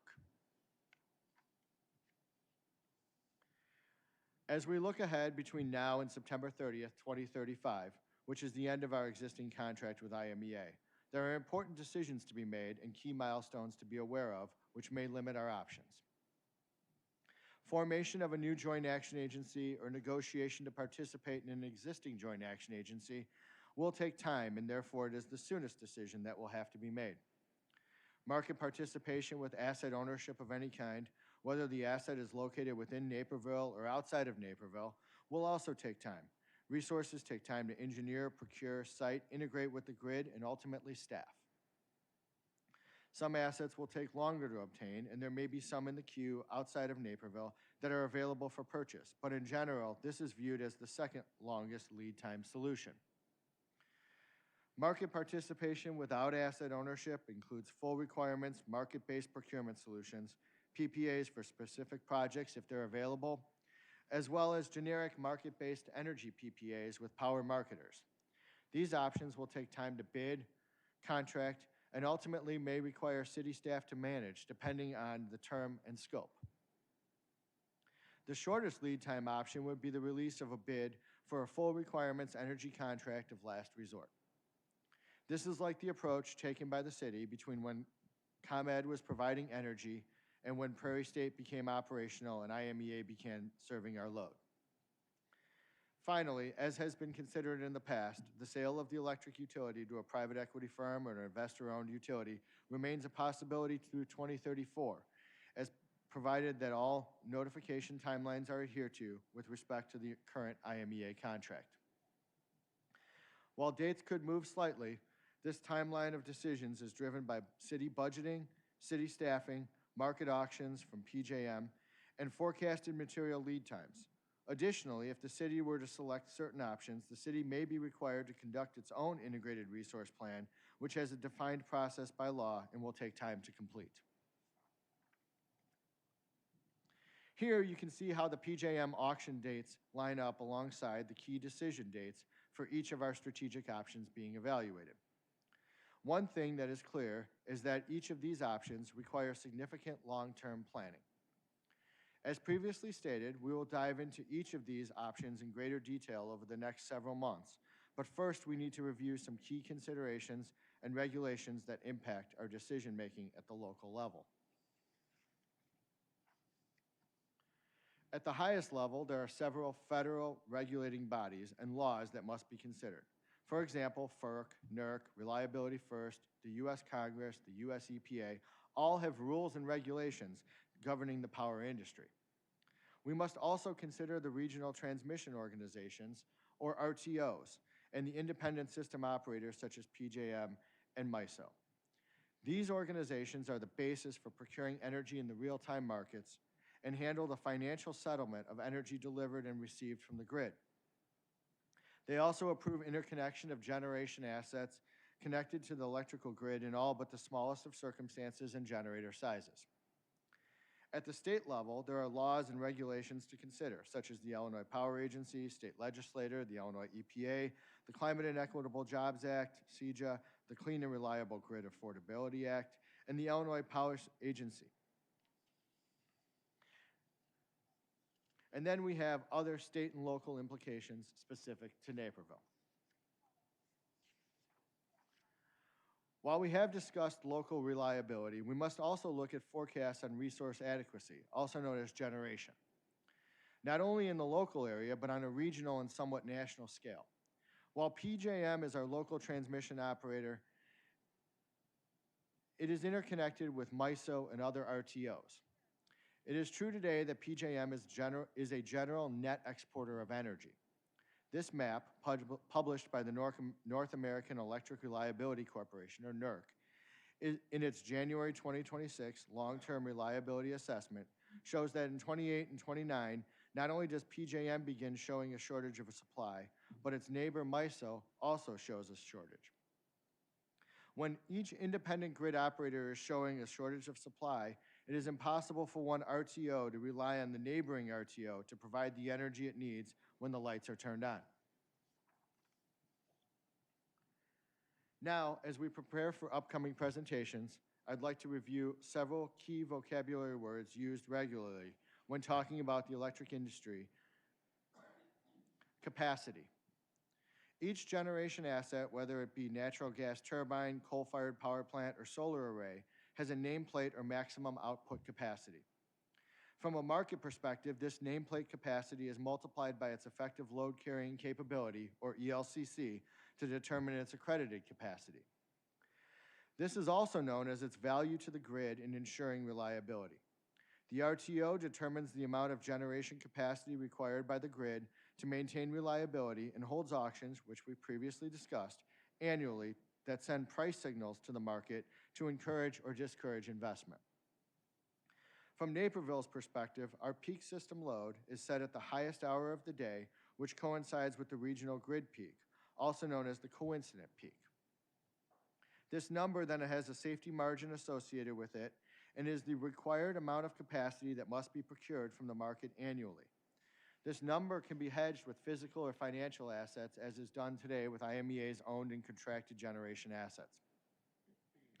Energy is the actual power that flows from generators to the light bulb in every hour of every day. This energy flows over the high voltage transmission grid before being delivered to one of Naperville's own substations, where it is distributed to residences and businesses the moment it is needed. Energy is priced in the day ahead in real-time markets for those that are unhedged. Transmission services, or high voltage lines that deliver the energy to the City of Naperville and all grid-connected utility customers. This is billed by the Regional Transmission Organization based on energy consumption of the peak hour across the RTO territory and the revenue requirement of the transmission asset owners, which includes a rate of return. Ancillary services are essential functions provided by the generators, energy storage resources, and load-serving entities to maintain stable voltage and frequency on the grid, ultimately preventing blackouts. Black Start resources are another type of ancillary services and are specifically designed to bring the power grid back from a blackout state. Physical energy delivered is the energy generated on the grid and delivered to the city in real time. Actual energy delivered is governed by the laws of physics and the generation assets called to run in real time by the RTO. Financial energy delivered, or a hedge, is the energy generated and delivered to the grid in order to hedge real-time energy prices or for generation assets located outside the City of Naperville's electric system. Because there is a physical disparity between the load and the generation, other fees, such as congestion charges and the difference in price between the PJM load and the generation nodes, must be accounted for. It is unlikely that any of this energy would actually be delivered to the City of Naperville. Market operations refers to the load forecasting, scheduling, bill reconciliation, and accounting functions. These are all functions required by PJM in addition to any cash bonds that would be required to ensure that the market is made financially whole. Support services are the legal, regulatory, procurement, and other services such as metering that are provided by various entities to support the utility operations and to advocate for ratepayers. The city currently maintains parallel metering at all of its delivery points to ensure accurate bills both from its current supplier IMEA as well as from the others that bill IMEA, such as PJM. A load modifying resource is behind the meter generation or energy storage resources which impact the load curve of the city as viewed by the RTO. These resources include local generation, virtual power plants, and demand response programs. These assets are typically not subject to the RTO's interconnection queue. With all that said, as we look ahead to the next presentation on May 5th, when we will begin diving into our first option, participation in a joint action agency. In general, this means either joining an existing joint action agency, creating our own joint action agency, which could potentially include other municipalities. We will explore different variations of this model, including joining a joint action agency only for market or advocacy support, as well as full requirements membership. For each of the options we are exploring, we'll review the following criteria: a general overview of what the option means, a timeline for implementation, key financial considerations, including upfront investments, the level of autonomy in the power supply choices, financial risk. We'll even provide an example community that's doing this today. Then talk a bit about feasibility for Naperville, carbon-free resource availability, and then the cadence of council decision-making associated with that option. We'll end with an overall summary of the likely implementation of the option. On June 2nd, we'll discuss the second option, market participation with asset ownership. In general, this option includes all options where the City of Naperville would become owner of a generation or storage asset. As we know, generation assets don't always perform, and thus there are various market elements that will be explored to fill those gaps.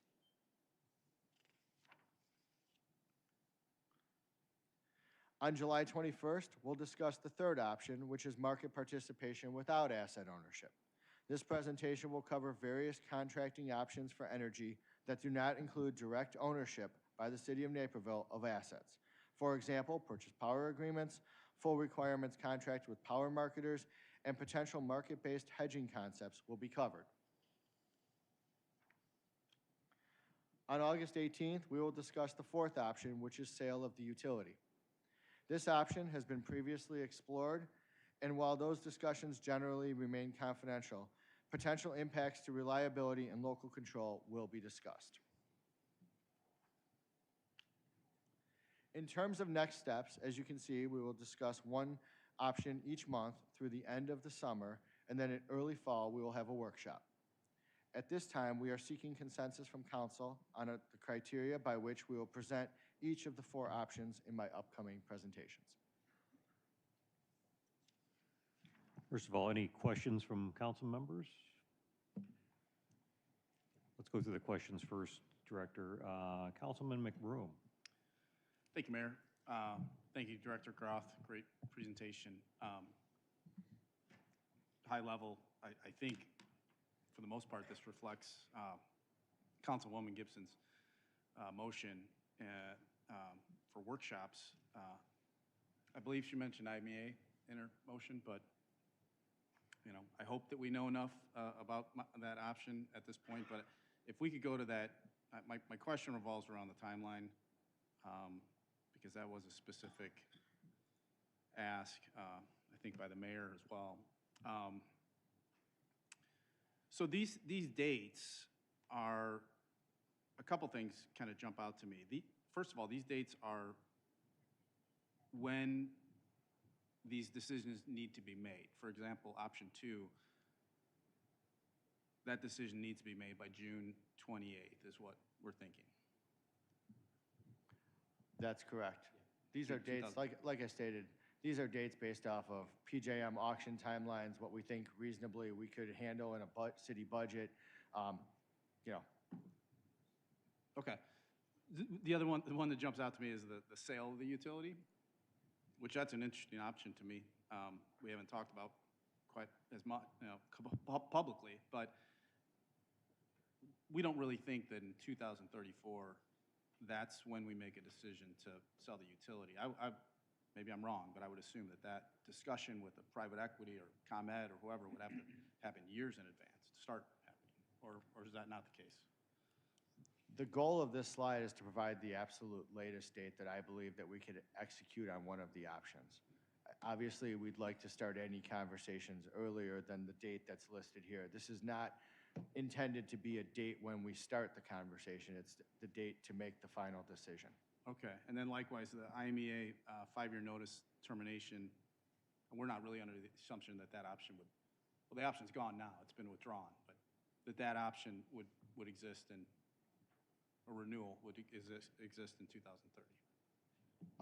The September 30th, 2030 date is the first time that notice can be provided to IMEA of discontinuation of service in 2035. Right, but as far as an option to renew the previous contract that's been withdrawn. There is no. Just want to make clear that that's not what that's indicating, that we have until then to accept the renewal. So that's correct. Okay, I think that's all I have. Councilwoman Gibson. Thank you. Thanks, Director Groth.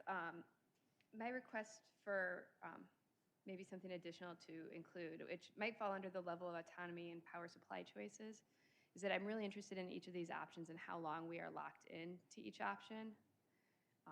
Obviously the IMEA renewal on the table was a long term, but as each of these, we get to reevaluate every 3 years, every 5 years, every 10 years. I think that's a big factor in terms of evaluating the risk of the different options, at least when I'm making the decision. So if that could be included, I think that'd be helpful. Director? Yes. Cool, thanks. Councilwoman Jane? Thank you, Mayor. First, I wanted to. Councilwoman, could you bring the microphone yeah. close? I'm too short. Here we go. All right. Thank you, Mayor. And thank you, Director Groth, for this presentation. I know this was an ask, and already I feel more informed. And with these visuals and timeline, I think that's really clarifying a lot of things for me as you were speaking. I really appreciated slide 3 in emphasizing the balance of reliability, affordability, and sustainability. And as we are looking at the categories of information that you hope to present with each option, I'm wondering if there's more areas that need to also be looked at under sustainability. I mean, aside, what categories in the existing framework you've provided would you think addresses the sustainability aspect of the information that you're providing, if that makes sense? If I may ask Director Groth. Go ahead. Certainly, that would fall under multiple of these categories, right? Level of autonomy in power supply choices, the carbon-free resource availability, and then the cadence of council decision-making around what options will be brought to council and what cadence, right? So I think at least 3 of these cover the sustainability portion of the discussion. Okay, thank you. And under example community, are we looking at comparables, like some communities that look similar to Naperville? Or what are you thinking under that? We're trying to find the closest match to the city of Naperville. Some of these options don't exist in the state of Illinois, so we're going to do our best to try and find them across the country. Okay, thank you. Councilman Olzar? Thank you, Mayor. And if you could keep up that current slide, I would appreciate it. Had a couple questions for Mr. Groth. Would it be possible in the first presentation to provide Naperville Electric Utilities' current annual greenhouse gas emissions as a specific numeric amount, Mr. Groth? Yes. Okay. And then would it also be possible to give numbers for the various options that you're presenting, or ranges of numbers if there's variables like with joint action agencies and things like that? I believe we will try to do our best to do that. So not all options, right? So even within, let's just use an example of a joint action agency. Some joint action agencies are full requirements and everyone has the same power supply. Some joint action agencies, not everyone has the same power supply. So it's up to how it's reported and therefore how I can present that. All right, that's helpful. Thank you. By the way, I echo Councilwoman Jane's comments. This was a very well done presentation. I really liked this with the timeline and all of that. I did want to hone in on something, which is, I asked about greenhouse gas emissions for a very specific reason, because I think there's 2 separate conversations going on, and I think it's confusing to the public. Like on this slide, I see carbon-free resource availability. And like, just to be clear, at least for me, speaking as one council member, I am much more focused on greenhouse gas emissions than I am on us being able to say, oh, we have a carbon-free resource, right? So to be like crystal clear example, like a lot of peer communities around us have achieved like less than half of our carbon footprint at least over the last 15 years, a lower price. And to me, I don't even really care if they do that with more or less solar, if they're implementing natural gas or whatever. I'm really concerned about that metric. And so I think, at least for me, if we're able to focus on that greenhouse gas metric, that would help. And by the way, I would add, there's possibly ways we can get there through IMEA, in my view, depending on how open they are to discussions. But I think they may not be in the most fair position, or anybody, any bidder may not be in the most fair position if they're kind of hearing competing goals from us. Again, I'm just 1 out of 9, but I really, for me, the moral charge is that I think what is going to affect our future generations the most is not how many solar fields we build, but it is going to be how much we emit in greenhouse gases. So thank you, Mayor. Thank you, Councilman White. Thank you, Mayor. Great presentation, Brian. I appreciate the input and so on. A couple of questions. I'm looking at the main components of what you're going to be presenting, for example, in option 1. One thing I would like to see, and maybe it could be embedded in one of these bullets, or it would become its own separate one, but I heard a lot of council members and people from the public discuss flexibility, adaptability, maybe even socialized costs, especially if we're looking at a joint action agency participation. I would like to see how that would be embedded in there as to give us the opportunity to take advantage of new technology that comes along. If there's enough flex within whatever we're looking at, it'll allow us to flex to that new technology. So as we're continuing on, I think that may become a selection criteria, at least in my mind. I know we probably need to talk about it from a strategic standpoint, but that seems extremely important to me. And with the joint action agency, we need to make that decision by next year. What are the main, if you had to pick the top 3 or 4 things that say we need, if we're going to go that route, we need to know next year, and here's the reason why. Certainly. I'll cover a lot of that in my next presentation, right? I wanted to align on what we're going to cover, and then that way I can do the research with that in mind. I would say that negotiations to join an existing joint action agency are a lengthy process. What the buy-in would be, if we are going to buy into a generation mix, what that negotiated dollar amount would be. If we're just going for services, it's probably a little bit less. But like I said, I don't want to give any false hope that we can push a deadline and then try and bring that back before 2035. Yeah, I appreciate that. And I just wanted to kind of I know you're going to present it next time, but just kind of, why next year? If there's any major thing I think I would say that it's the lengthy negotiations for joining an existing joint action agency. I think you have to go and ask all of the members, right? It's a communal type of setup, so. Okay, and you said existing one. Would that be the same for one if we wanted to create our own? I think if we wanted to create our own, it's probably the same, if not a bit longer. Okay, thank you. Councilwoman Jane. Thank you, Mayor. I forgot to ask 2 questions more procedural in nature, if I may ask Director Groth. The first one being the last slide talked about the workshop following these presentations. The nature of that workshop, who will conduct it, how it will be conducted, is that something we will talk about more in depth at a later time? Our intention was to discuss that at the last presentation so Okay. that we would have better direction once we've gotten through the options as well as this presentation. Okay, great. Thank you for that. And the second question I had procedurally is one of our public comments by Mr. Joe Huss asked for the presentation information to be available a little bit earlier, given the depth and complexity of the topic.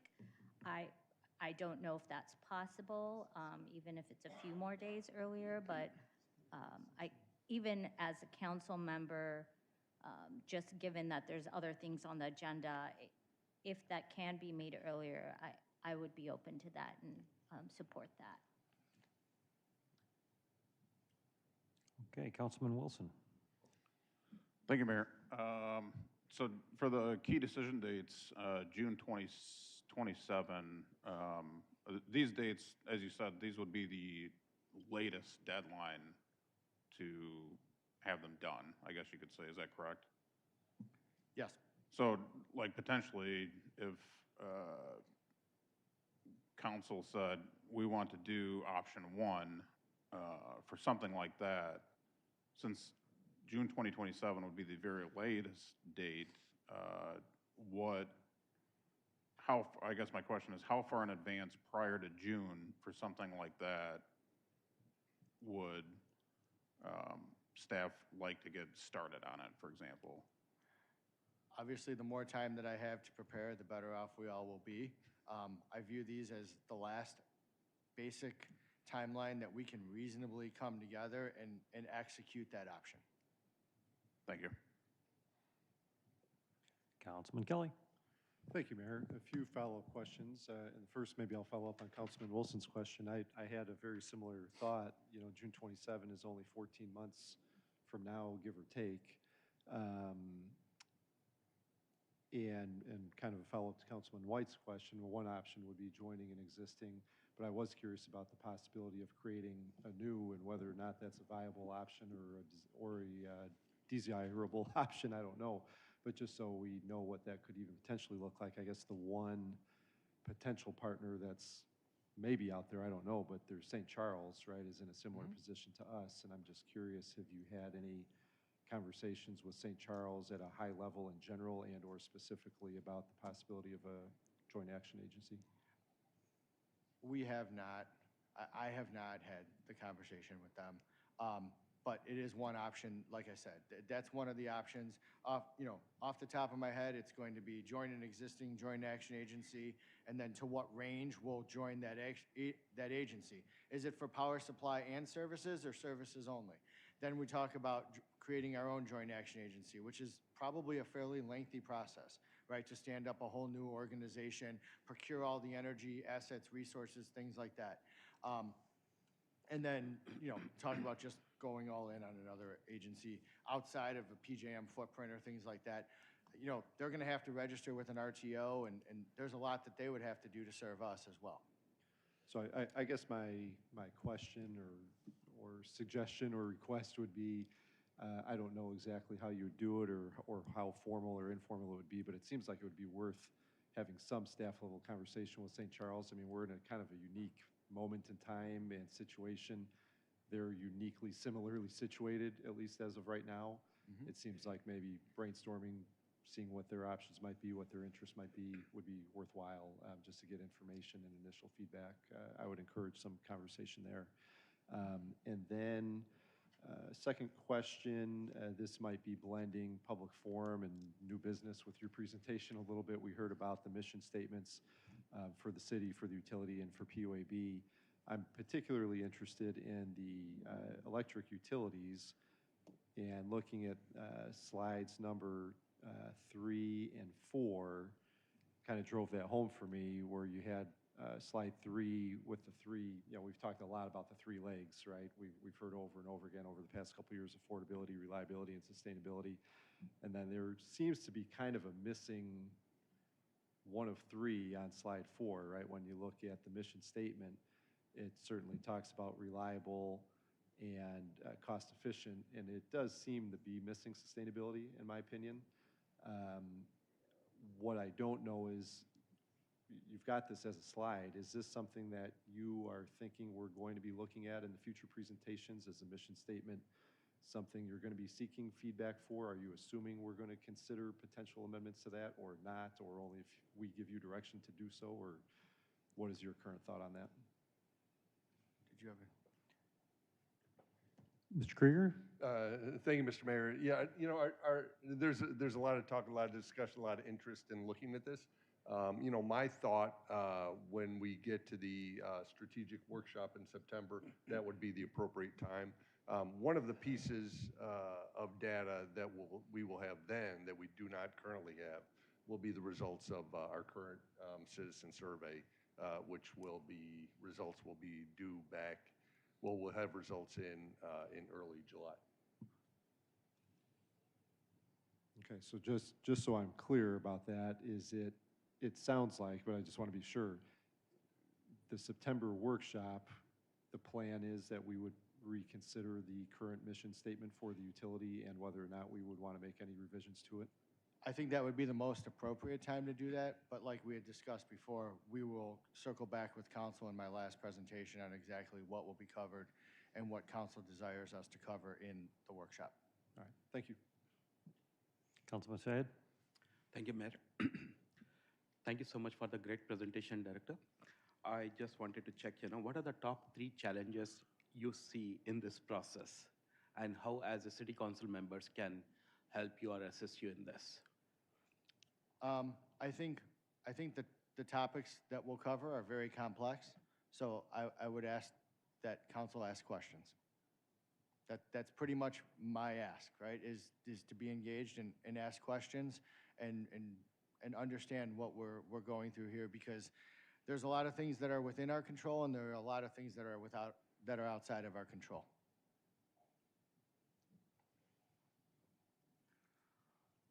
Okay, well, I appreciate the presentation. I thought it was very well done.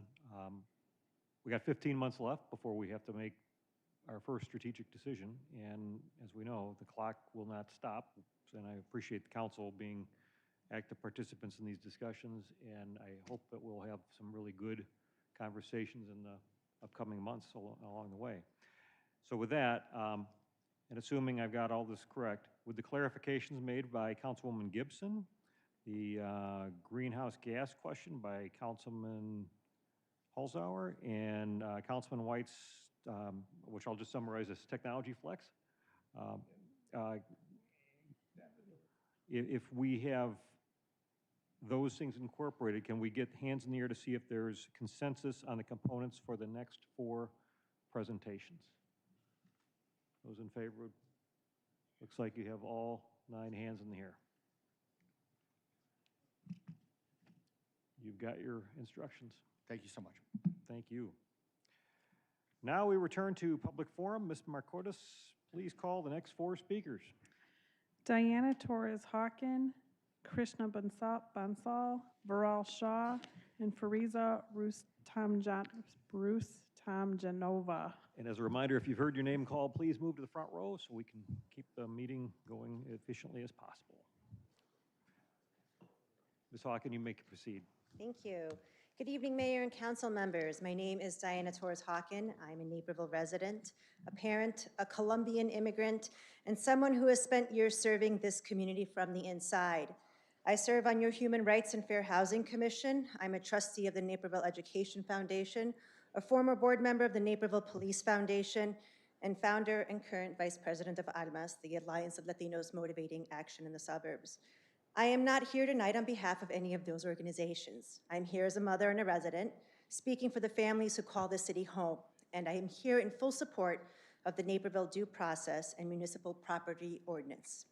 This council serves a city where nearly 1 in 4 residents was born outside the United States, 1.5 times the national average. Naperville's diversity is not incidental, it is structural, it is economic, it is who we are, and it deserves the protection of explicit, clear policy. I want to be direct about what's happening. Latinos accounted for 9 out of 10 ICE arrests in the first 6 months of 25, and a UCLA analysis found this was driven by demographic targeting, not criminal history. A recent Supreme Court decision now allows ICE to stop people based on perceived race and ethnicity, meaning Latino citizens and legal residents are in the crosshairs. This is not a distant problem, it is our community. My elementary-age daughter recently asked me, with the kind of clarity that only a child has, "Can ICE take you?" I am a civic leader in the city. I serve on city-appointed bodies, and my daughter is afraid for me. If that fear lives in my home, imagine where else it lives in Naperville. I have watched Latino events canceled across this region, and not for lack of interest, but because families fear being arrested for simply gathering publicly.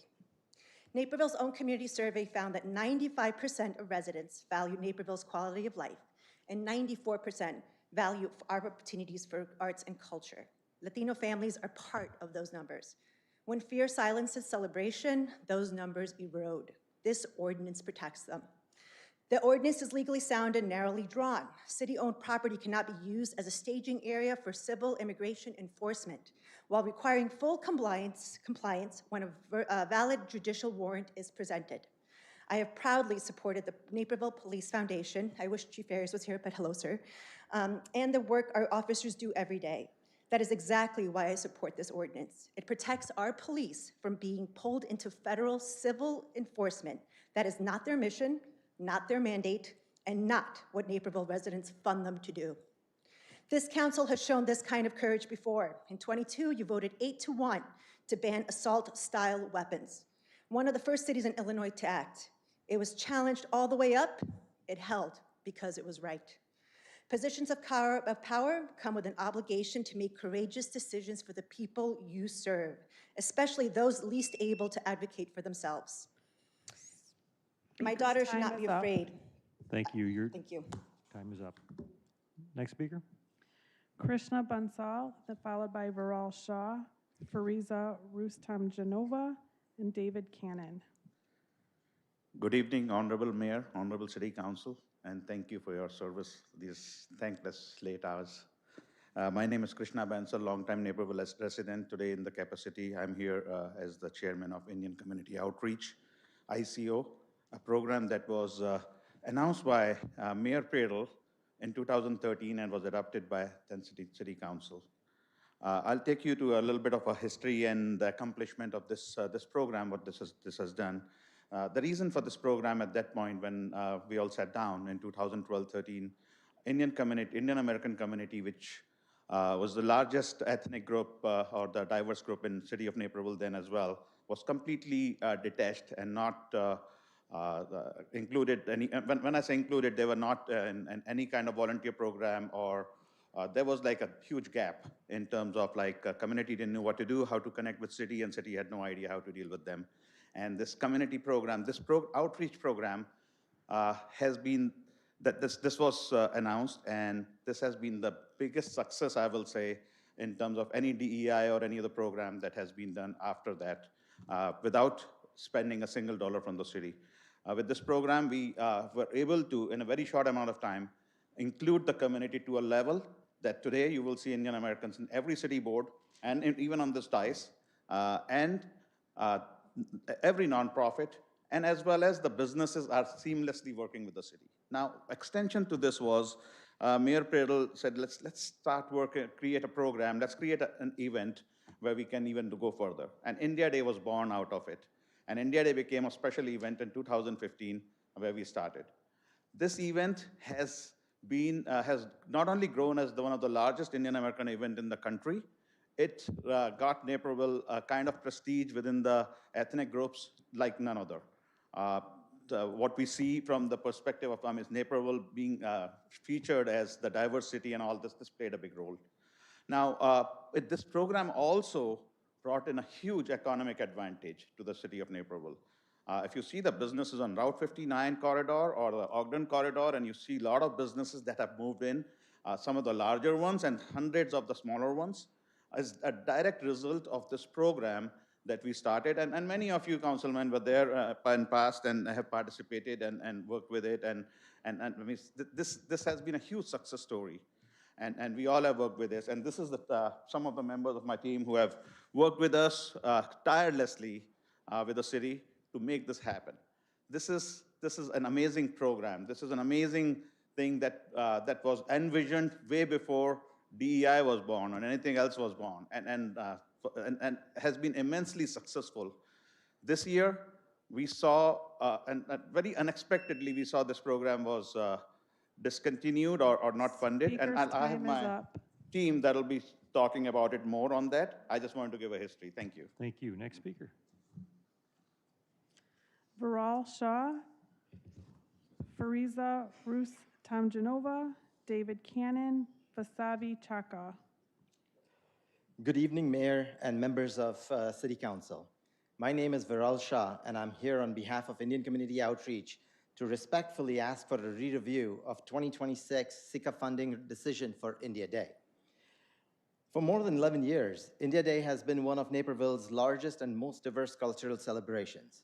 It's a free event that brings together thousands of residents with various backgrounds to celebrate culture, diversity, food, music, and community. India Day is much more than a festival. Like Krishna mentioned, it was born out of Mayor Pradle's vision for creating a more integrated Naperville and helping communities feel connected and engaged in civic life. During the 2011 to 2013 timeframe, there was very little civic engagement within the Indian community. India Day became a platform for building that awareness, encouraging participation, and creating a stronger sense of belonging.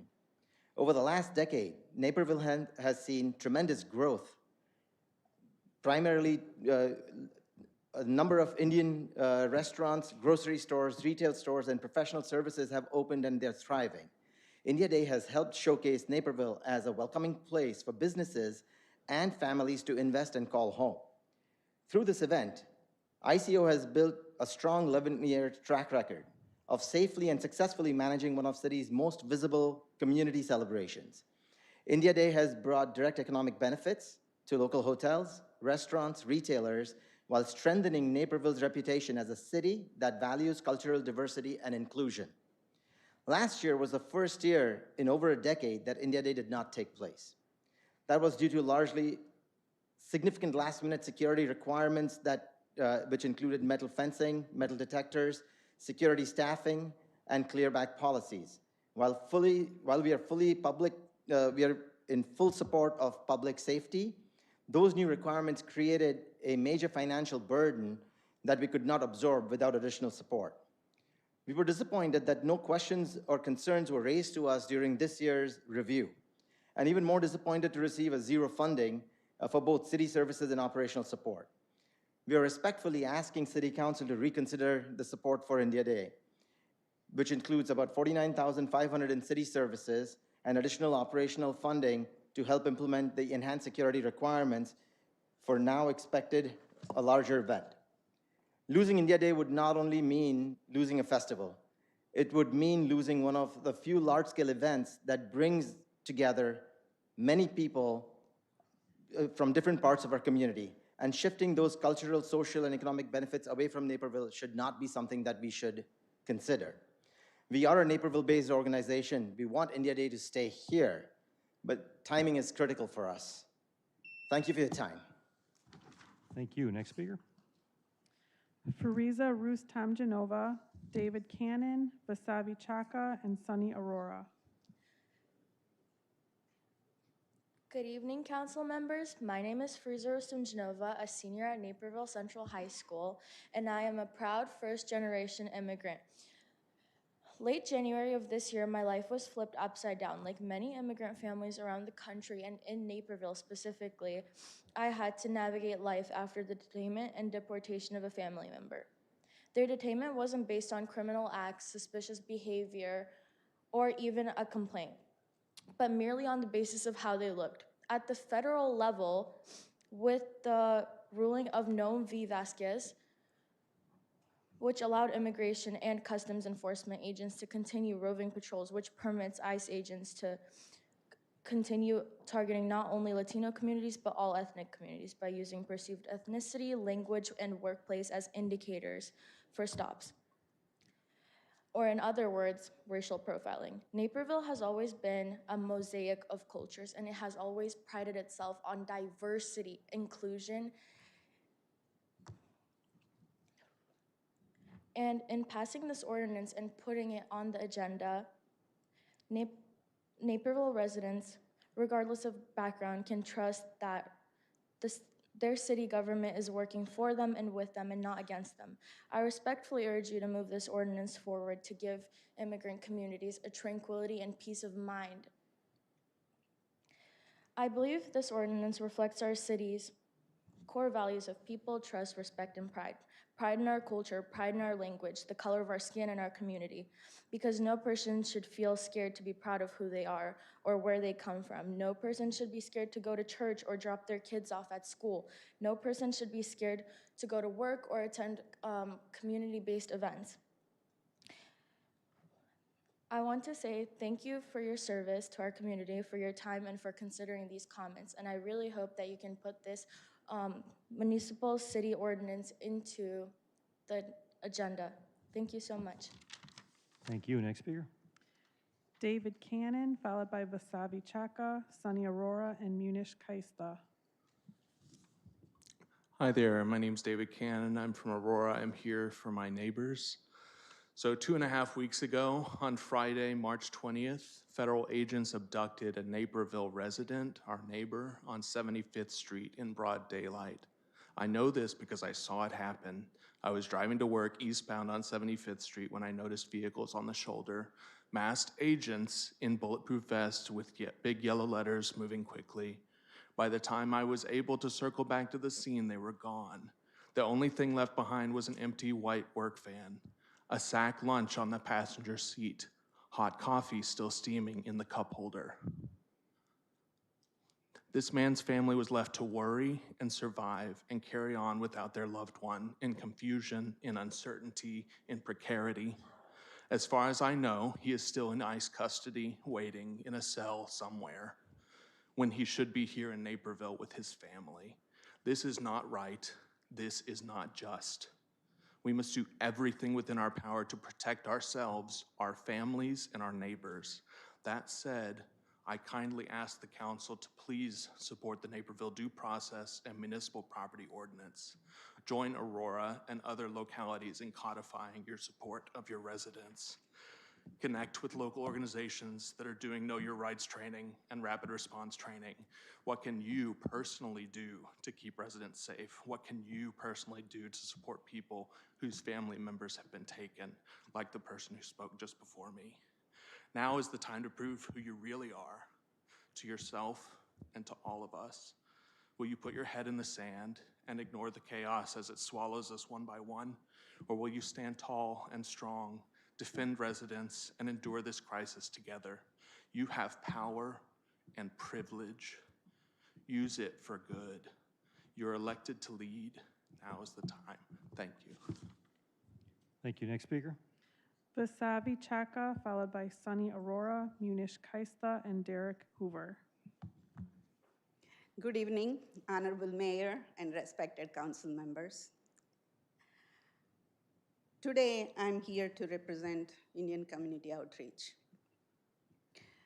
I'm a long-term resident of Naperville and also a founding member of Indian Community Outreach 11 years ago. Krishna and Viral has summarized why we are here and how the ICO inception had happened and why we are here today to speak in the public. When I heard the SECA denied our funding this year, I could not believe it. As a community activist and community leader, I served on many boards, including SECA.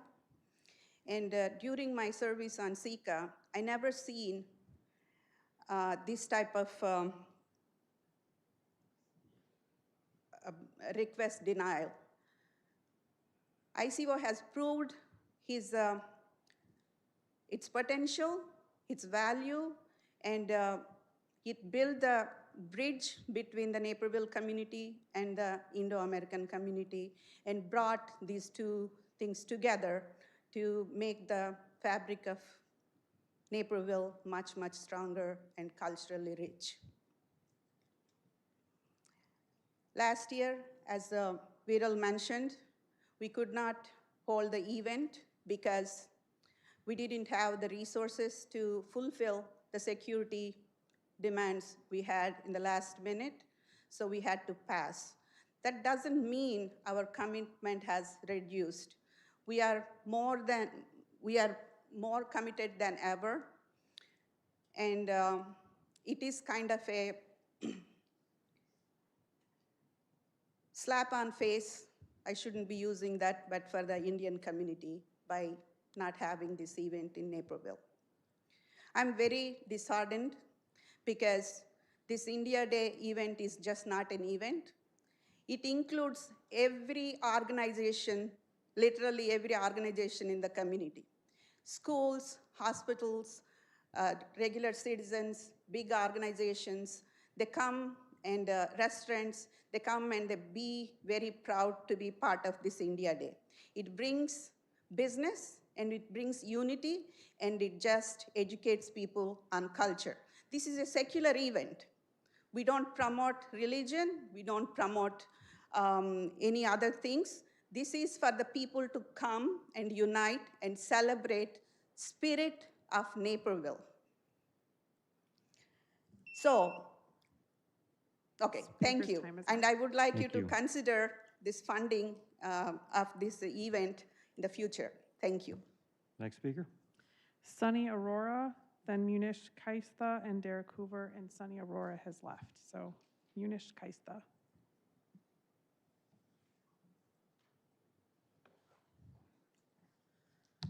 Good evening, Naperville Mayor and the council members.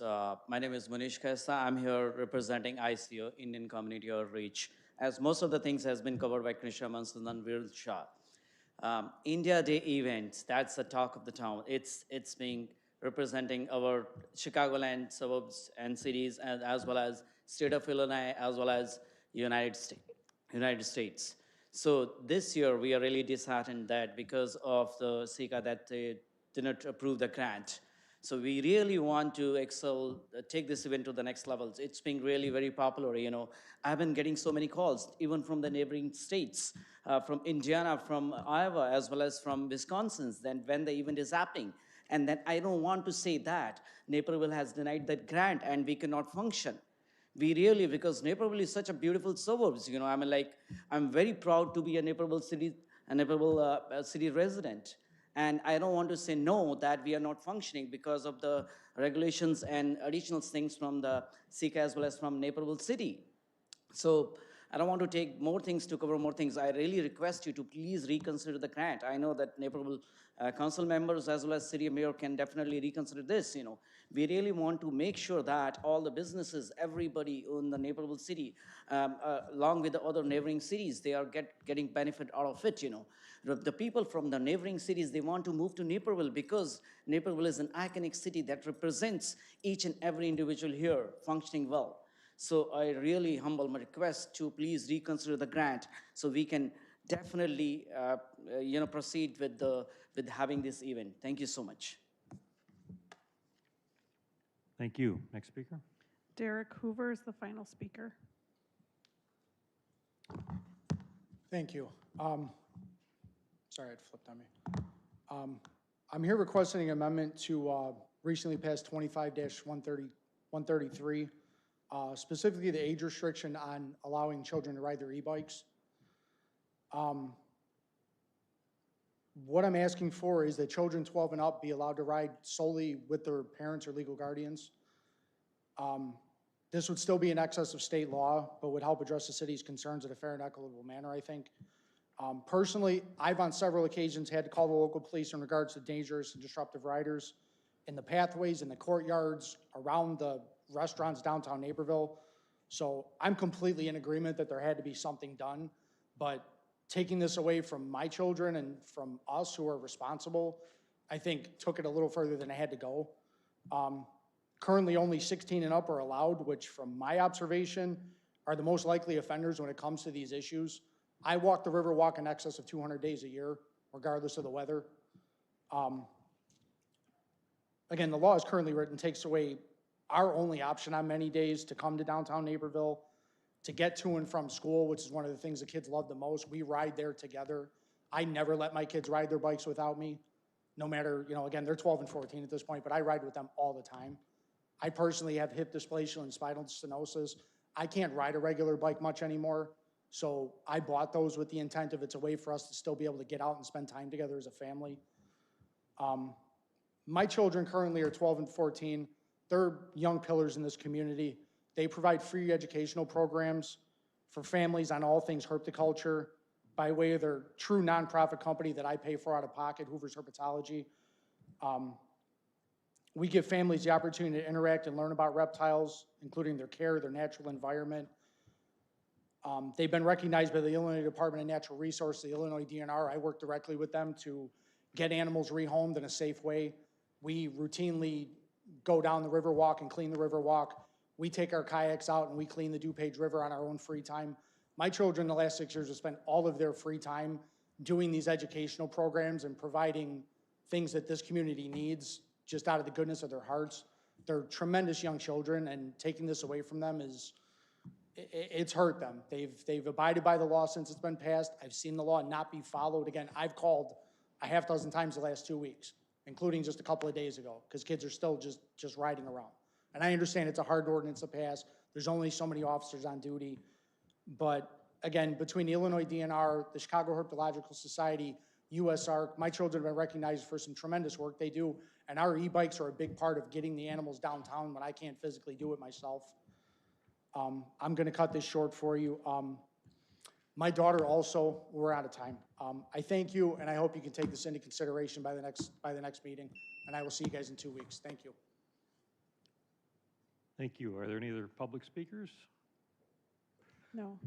Next is council public forum. As a reminder, per the code, council members have 3 minutes to speak during public forum and can speak up to 2 times. Councilman McBroom. Thank you, Mayor. Just with the last speaker on the e-bikes, to be clear, sir, you would just be asking for 12 and up with a guardian, correct? Absolutely. I think that's the only way it should be allowed. And I really, again, I have a problem with little kids riding around the way they do. Because again, they're kids, and I get it. But I do feel that with parents or legal guardian, again, not with a random 18-year-old kid or another child. Again, I called police 4 times, called anybody else to talk about it. Sir, can you come back to the podium so we can get you on the microphone? Yep.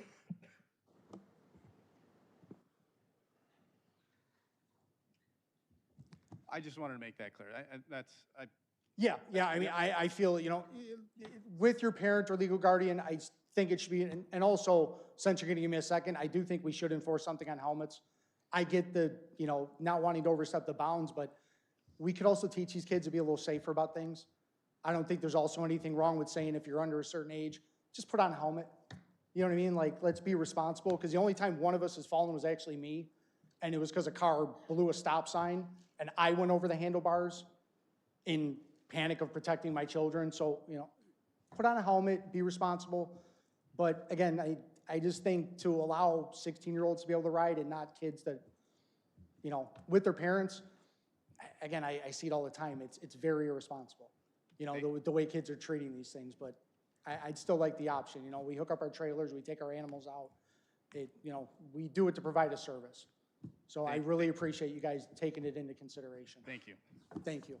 It's obviously very important. Stayed all the way till 9:45 to comment on that. The e-bike ordinance, I think you guys probably know.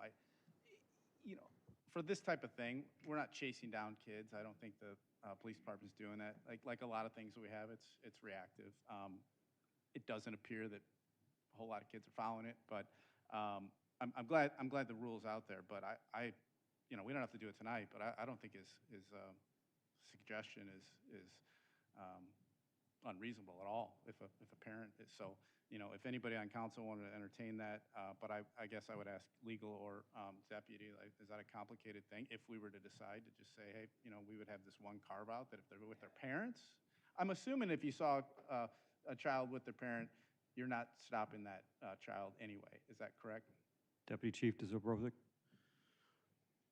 Yeah, thank you for the question. First of all, I will say thank you to Mr. Hoover. I don't think your kids are probably the problem we're seeing. I think if more parents were like that, we probably wouldn't have the ordinance in the first place. Like you said, we are not trying to address kids riding with their parents. I think we're starting with education first and foremost to educate the kids and the parents of the ordinance.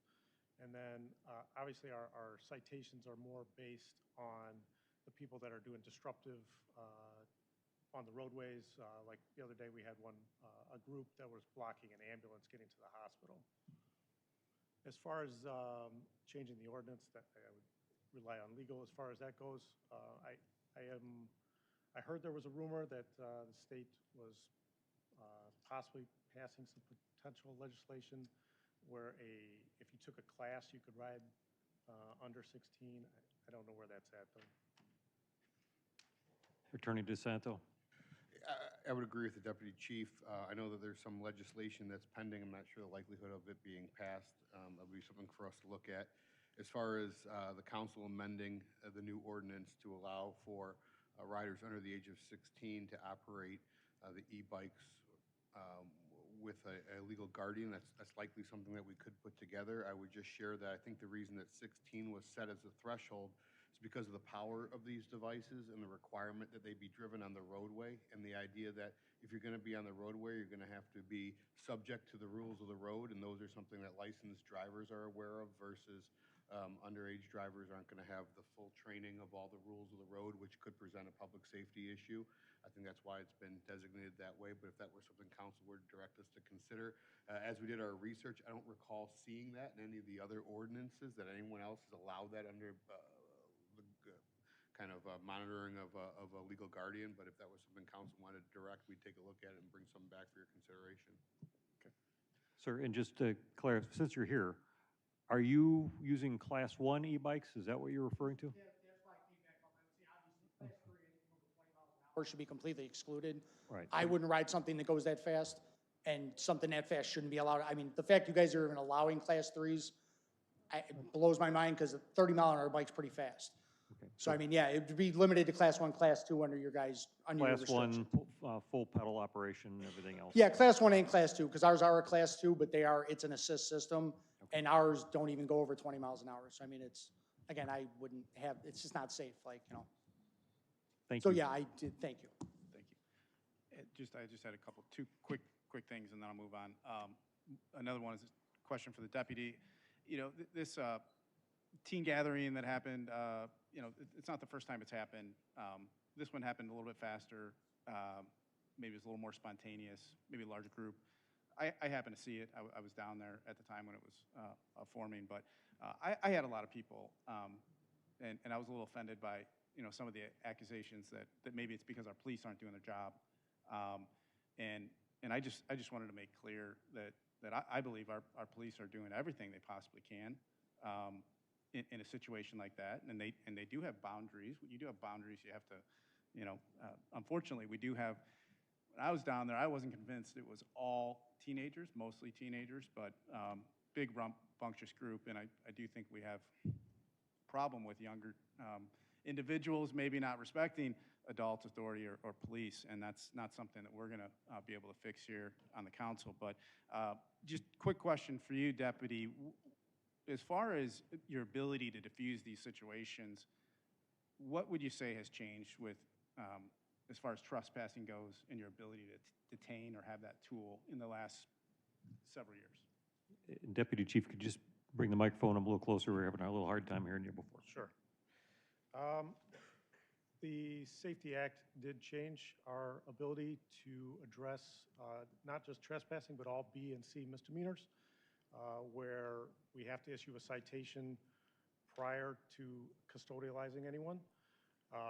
Trespassing is an interesting one that adds another layer of the person needs to know that they're no longer allowed on the property, so we have to come, we have to notify them, we have to try to get voluntary compliance.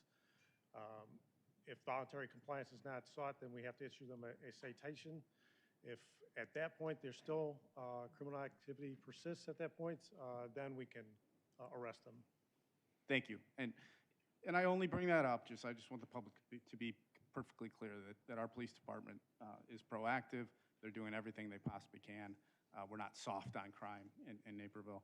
Last thing, as far as India Day goes, I've talked to the applicants, and I do think it's unfortunate, and I'm not begrudging the SECA commissioners at all, but I do plan in new business to appeal to my colleagues. I hope they support me to look into making India Day happen again this year. It's been a long tradition. I'll give my reasons in new business, but that's all. Thanks. Councilman Wilson. Thank you, Mayor. So question for Mr. DeSanto. Would one propose changing the current ordinance to be with a parent under new business, or all right, if somebody wants to bring it back? Thank you. Councilman Holzar. Thank you, Mayor. I'll echo with regard to India Day. It's not casting shade at SECA in any way. They've got their standards and they have to follow them. I do think in the same way St. Patrick's Day is a long-standing tradition that is really important to a major group in Naperville. I think India Day is similar. If there's any way to, bring back that tradition, whether it's this year or making sure it's always done in the future, it may be scaled down. The amount of money that was there last year may not be there, given, what the point of the process we're in. But just to have something, I think is important. I want to thank the speakers that came out tonight with regard to the situation of our immigrant communities. Many were poignant, but a couple that I especially want to thank. Ms. Torres Hawkins spoke about the pain of her daughter, asking what would happen if her mom disappeared. Ms. Rustama Janova, I hope I'm saying that right. First of all, want to give her a shout out on her senior year at Naperville Central. Congratulations.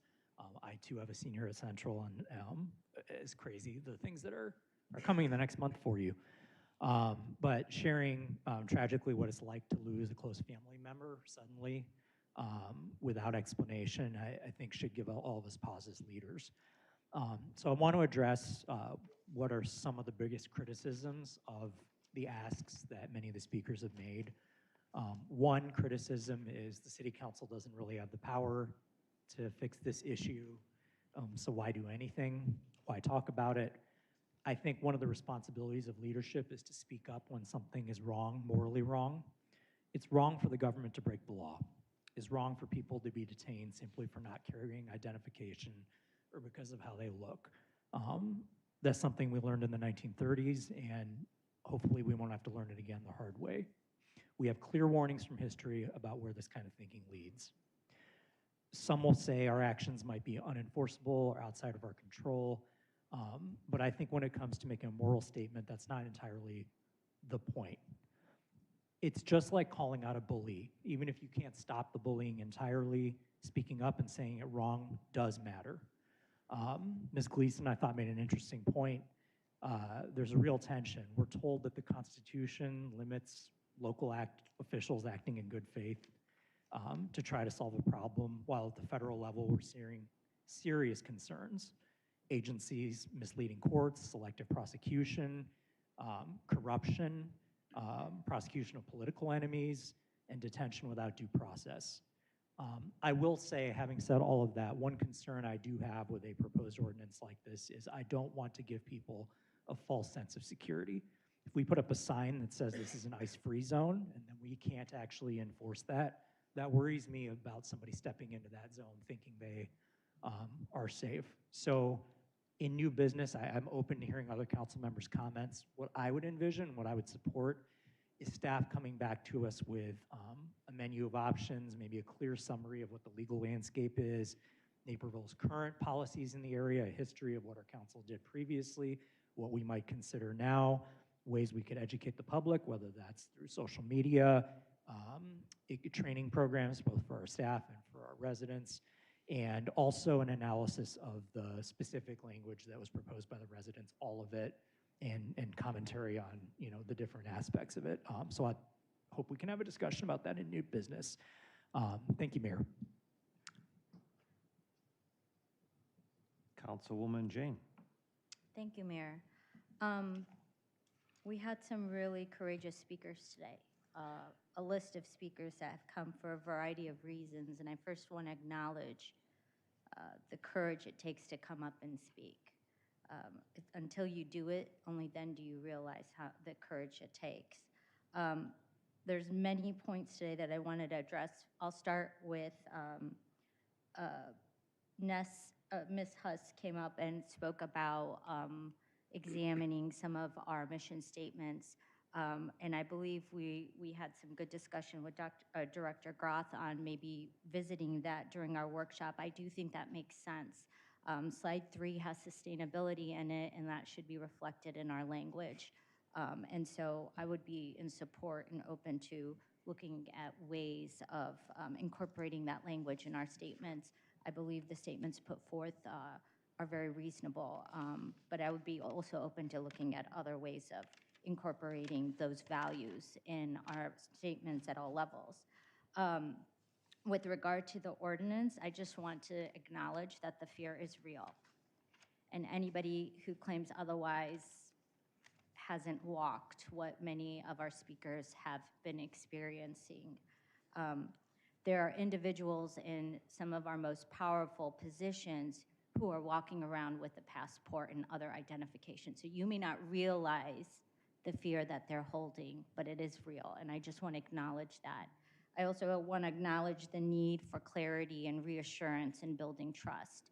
I hear that, and as Councilman Holzhauer just mentioned, I think many of us on this dais who've had ongoing conversations, maybe behind the scenes, is trying to understand what's the best way to reach that goal of assurance and building trust. Could it be an ordinance? Could it be other measures that Councilman Holzhauer listed? I know Councilwoman Gibson and I have had numerous discussions around this, and thinking about other ways to talk about it, and some of the suggestions I might provide in new business. But I just wanted to take the time right now to first acknowledge that. And with regard to India Day, I've been a beneficiary of that event for the last 10 years. Participated in it. It is a grand and event that we should all be proud of. I'm curious to learn more about the SECA process, and I know that has been something that's under review that we're going to revisit. I'm also curious as to what may have changed in the last year to this year that may have changed the funding and support. And so I look forward to that discussion in new business or with the report that comes back. Thank you, Mayor. I think it's Councilwoman Gibson. All right, thank you, Mayor. My I also- system crashed again, sorry. No worries, I do think I appreciate it. Thank you to everybody who came tonight. And also, I know there's been a lot of work in our community leading up to your comments tonight. Lots of drafts, lots of looking at other communities, lots of sharing your stories and where you are. I know Councilwoman Jane mentioned this, but Dr. Burciaga mentioned clarity and reassurance, and that's, I don't think we've done a great job up here or as a city addressing your concerns. I think there has been work behind the scenes, but we need to do better at communicating that. So as a foundation, I have more I would like to add on my public comments, but if I could ask City Manager Krieger just to kind of level set what we have done in this area, so that way we can talk about next steps and building on it. Mr. Krieger? Sure. There's a lot, actually a lot the city's been doing that we have not broadcast. And I know that's created some concern within the public. I think a very simple solution to that, that I think may at least provide some of the clarity would be just kind of like taking the last month, for example, and putting out publicly, we could do it through the manager's memorandum, the training and meeting and discussions that we've had as city staff with our employees as well as vendors, just so that that portion could get made public. And you know, I will do that for this Thursday's MM. Great, thank you. Yeah, I think it's really important that as a city we build trust. You know, we're hearing from a lot of our residents that they don't feel safe, and while we might not be the cause of that feeling, we have a responsibility to do what we can and what's within our means to address the situation. So some things, I guess, to Councilman Holzhauer, I'm not sure procedurally the best way to go about this, but I'd love to hear where my colleagues stand. I think some things we can look at is ensuring that we have local control of our resources. I know that's in the ordinance, but working with legal and with staff to see how we can control our resources, not only parking lots, but also our digital files, not just through the police and law enforcement, but all layers of our government, because my understanding is that might not be included in the Trust Act. I believe last summer, the federal government sued Illinois over the Trust Act, and that was dismissed, but it does harp on a principle that I bring up often when we talk about CEJA and the energy contract, is that I think there's benefit in redundancy in stating that an ordinance applies to our city, so even if there are changes at the state or federal level, our community still has the same policies and ordinances protecting our citizens. So that's, I'd like to see an evaluation of that from staff and how we can implement that. And then I'd also just, I'd like to see a plan going forward on how we can communicate with our residents. So that way, if there are instances of increased federal presence, immigration presence in our community, we're prepared to effectively communicate with the people of our town. So I don't know procedurally the best way to accomplish that. I'm one of 9 up here. But that's where I'd like to go with this. Councilman Syed? Thank you, Mayor. So regarding ICO, definitely, I know ICO for last 10 years. I have attended their events, participated, engaged, their parades and everything. One of the best organization. And they bring people, community, businesses, everybody together. So definitely, you know, there is some disconnect why they have not got the funding. I just have some couple of questions with Mr. Bansal. If you can, please join us.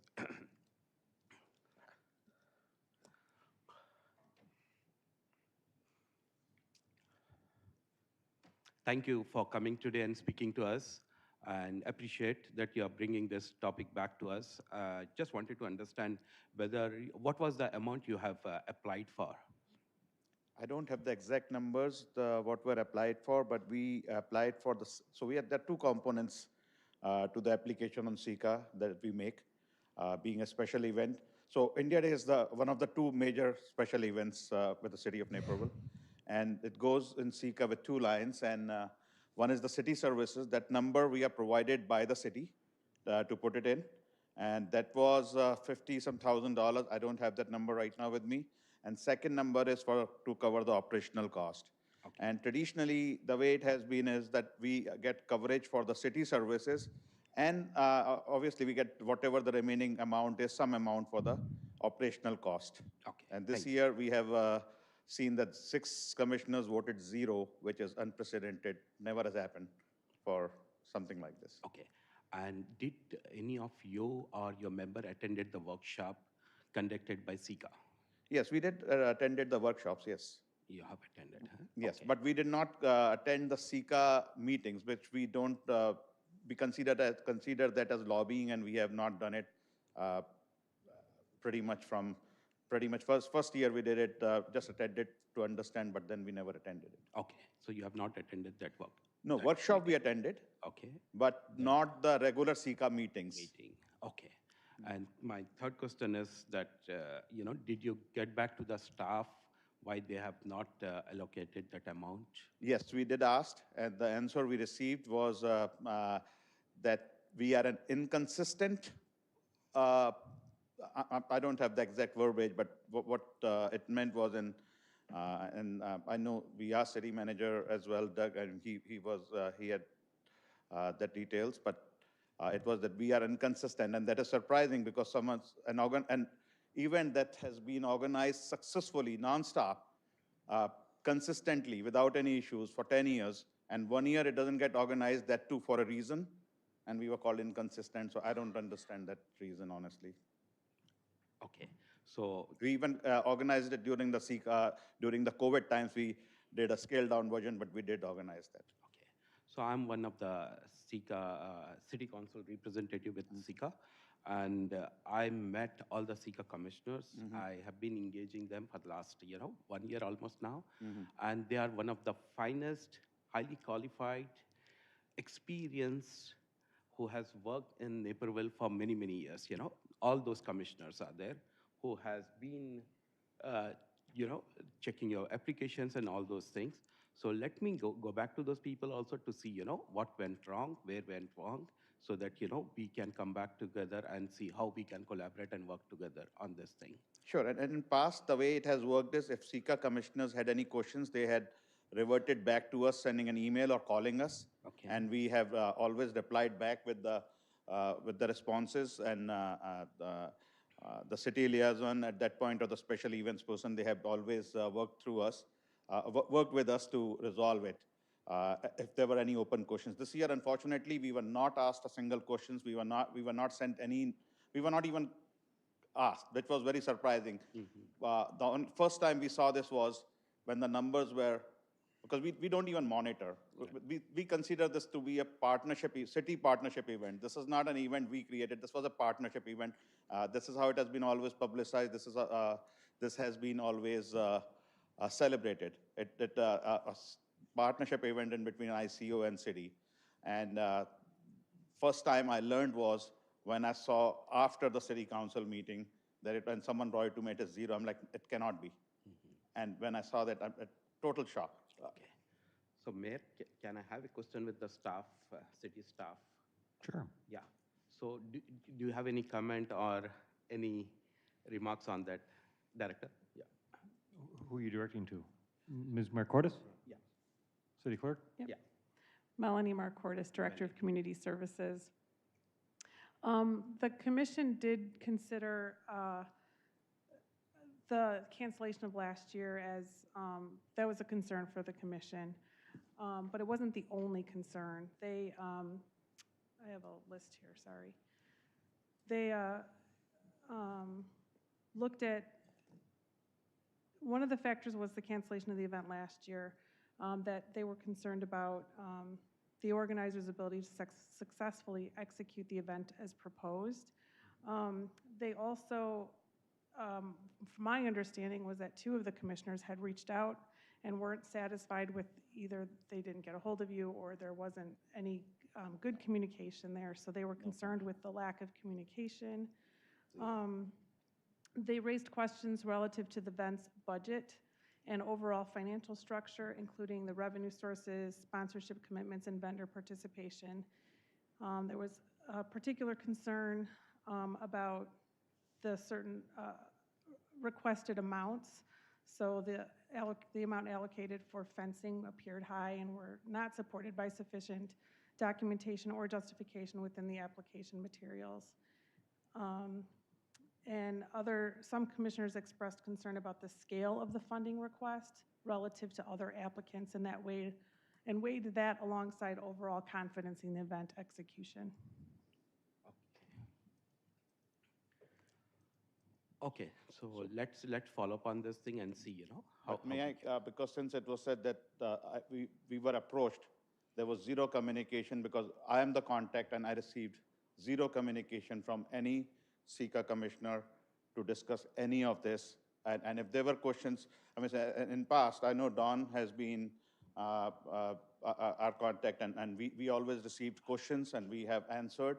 If any further evidence were needed, we have always provided. We are a transparent organization. This is run by a group that is, they are business owners or professionals, and we all give time to make this happen. Thank you. Thank you, Mayor. So I still have my time for the second and third. Yeah, go ahead. Yeah, okay. So fine, Krishna, thank you so much. Thank you.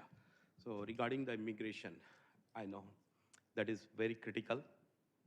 3 weeks ago, we were planning to travel to Canada, Toronto. And I was excited, family was excited. During the spring break, we will be going there. And one of the family member who has been a US citizen, legal US citizen, my younger brother, for 25 years. His wife, legal citizen, for 25 years. They reminded me, situations are not good. My brother, do you want to travel now in this situation? And I always forget this thing, that I'm a person of color, immigrant, Muslim, and all these things. And I have to be extra careful.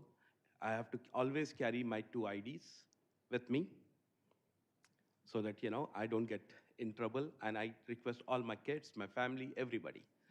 So this 3 weeks ago, we had all this discussion and all those things, about how things have changed. In last 9 years, I have never had such situation.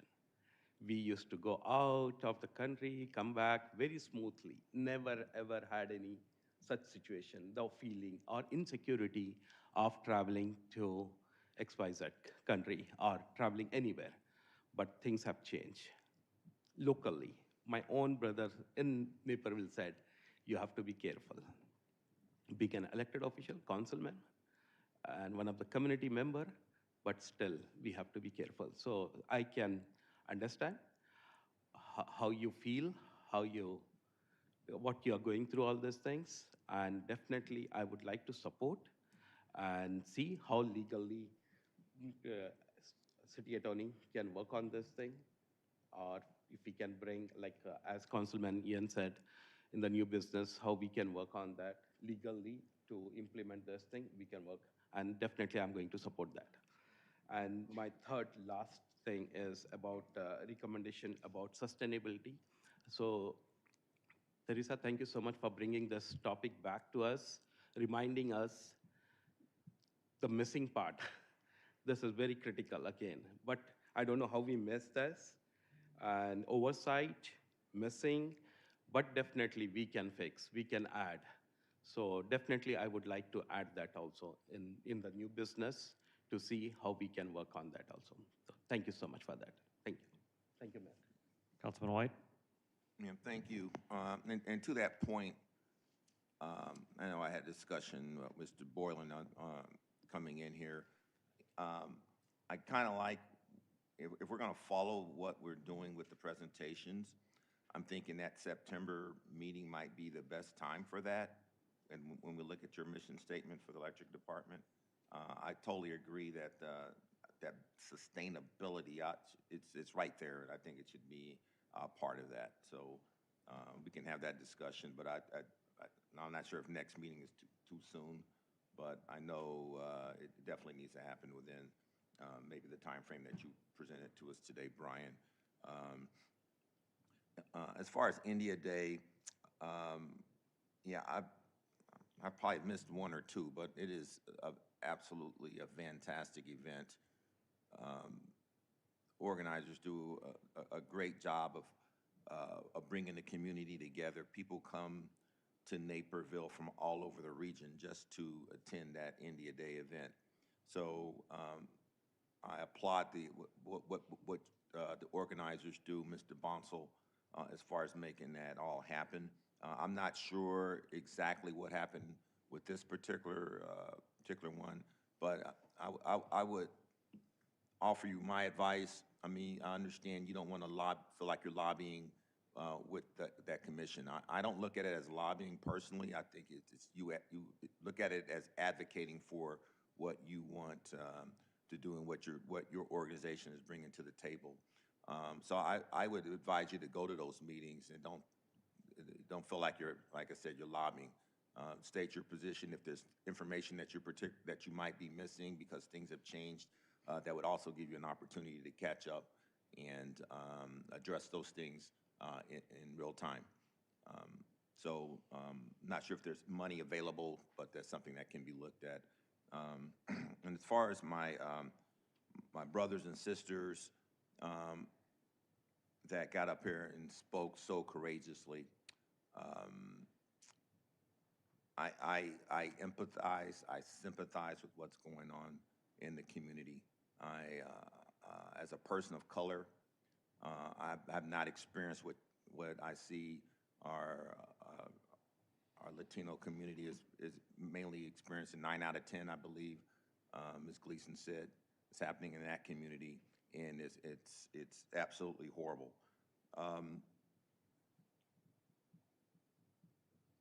So I thank you for what everyone said. And here's the deal.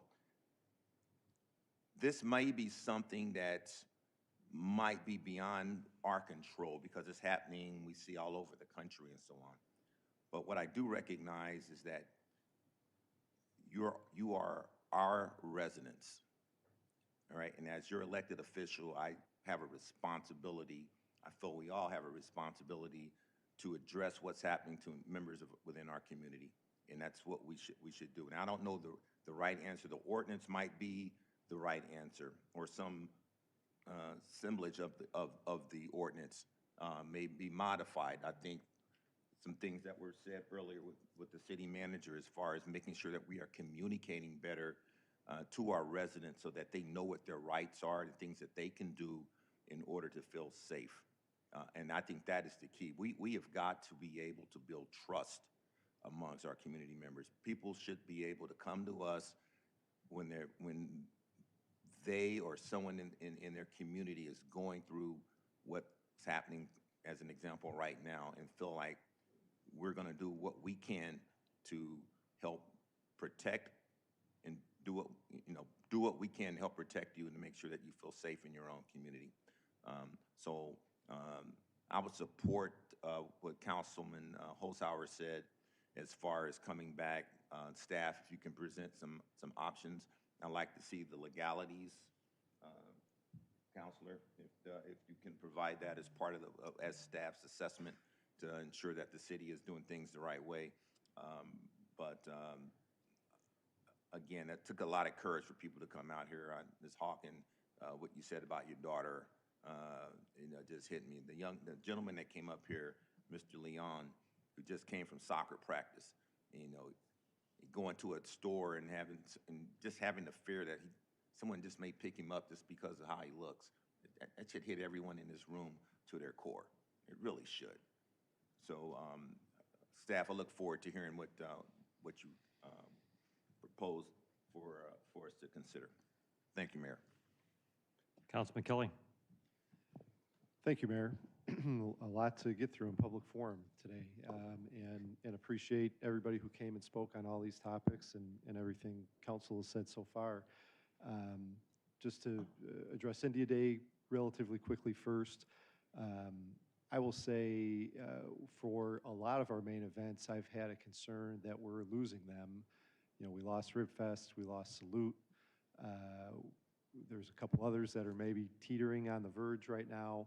And I think all of these events collectively are really important. So I, in general, want to find ways to keep and or add events like these. India Day in particular has been an excellent one for a number of years, brings the community together, people from outside the community. So I would strongly like to see a future for India Day in the city. Having said that, I do have concerns about where we're at today for 2026 for a couple of primary reasons. One is, our city clerk mentioned the reasons that some of the commissioners had concerns, and I watched that meeting. It went in a lot of different directions, but the portion where the commissioners talked about each individual application and gave recommendations went relatively quickly, and really only a few specific events had significant discussion, and this was one of them. And I would say, from my perspective, the commissioners expressed some frustration because I would say they wanted to find a way to give funding and have India Day occur, but they felt really frustrated that they couldn't get themselves there. And part what the clerk mentioned, and I saw the frustration on Mr. Bonsel's face saying he didn't hear anything, but there were, I think, at least 2 commissioners that said they had reached out specifically to the designated person on the application, and they did not get any response back. And they had substantive questions about the funding requests and the amount and different things. And that's why they ultimately gave a recommendation of 0, which came to us. And we, of course, considered all of the recommendations, including this one at 0, and we didn't have anybody here at that meeting when we gave that consideration. And I think it's a difficult precedent for us to set if we go through the SECA Commission process and then go through the council review process, and then after that entire process is done in 2 stages, we kind of piecemeal select 1 or more events to give reconsideration to. I think that's just a potentially dangerous road for us to go down, where there would be lobbying after the fact for different groups to come in and say, hey, we didn't get the result we wanted. Now council consider us in a vacuum and give us some additional funds. That's just setting us up for really difficult conversations down the road. So I'm hesitant. I see again a shake of the head that didn't happen. I guess maybe if we are going to consider this, I'd be curious if we could get some documentation information about who those folks reached out to, just to confirm that that is in fact what happened. I think that would be helpful for the council to see firsthand. But I would be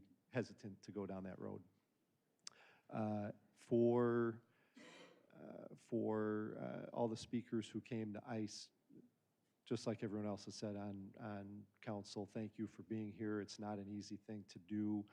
I think it's specifically not an easy thing to do because you see anytime this topic, not anytime, but we've seen it where this topic comes up, whether it's at a council meeting, at courthouses, in different places, it's possible that you might have federal immigration enforcement come here. And so it takes courage in that respect specifically to come into a room and talk about that topic in public where you know that might get attention from people who could cause problems. So thank you for being here.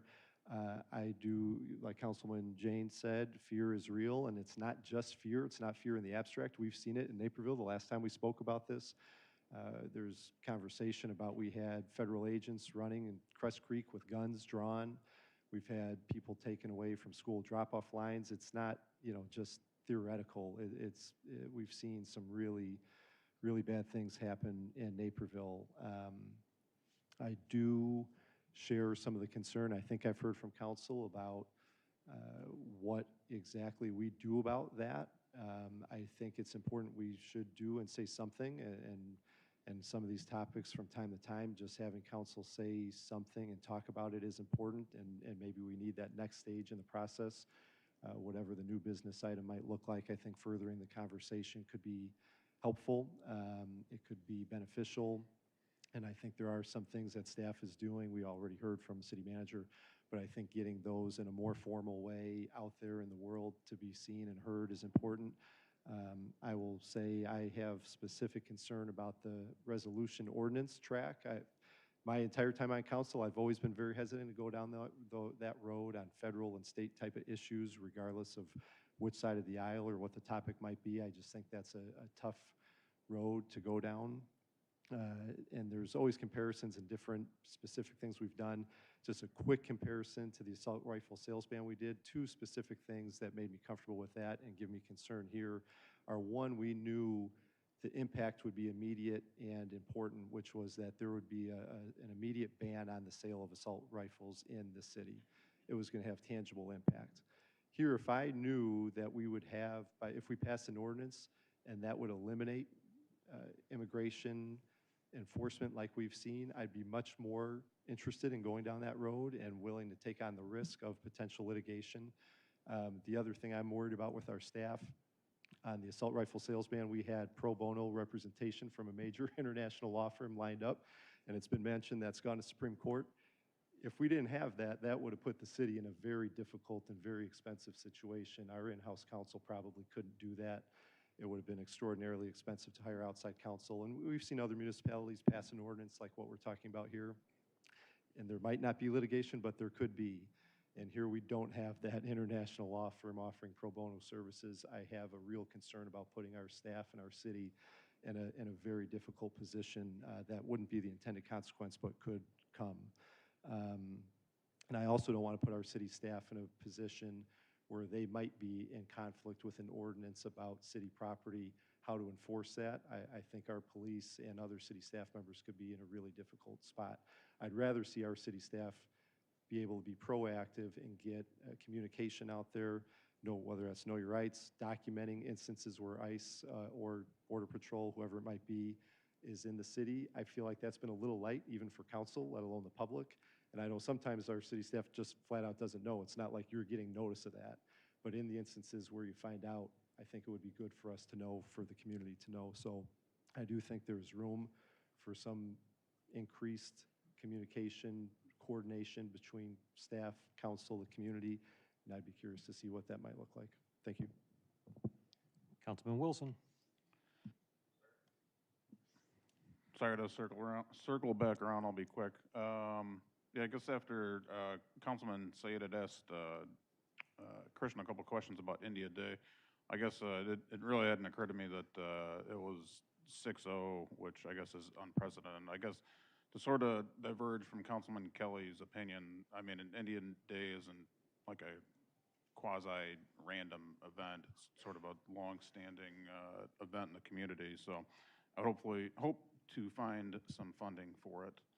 I guess to that end, I guess an oversight on my end for not saying anything or bringing it up at the time, so. And then the other comment, I guess, was with regard to sustainability. You know, when, I guess looking at our statement with regard to reliability and affordability, those two things seem pretty obvious, and you can come up with a cogent definition quickly.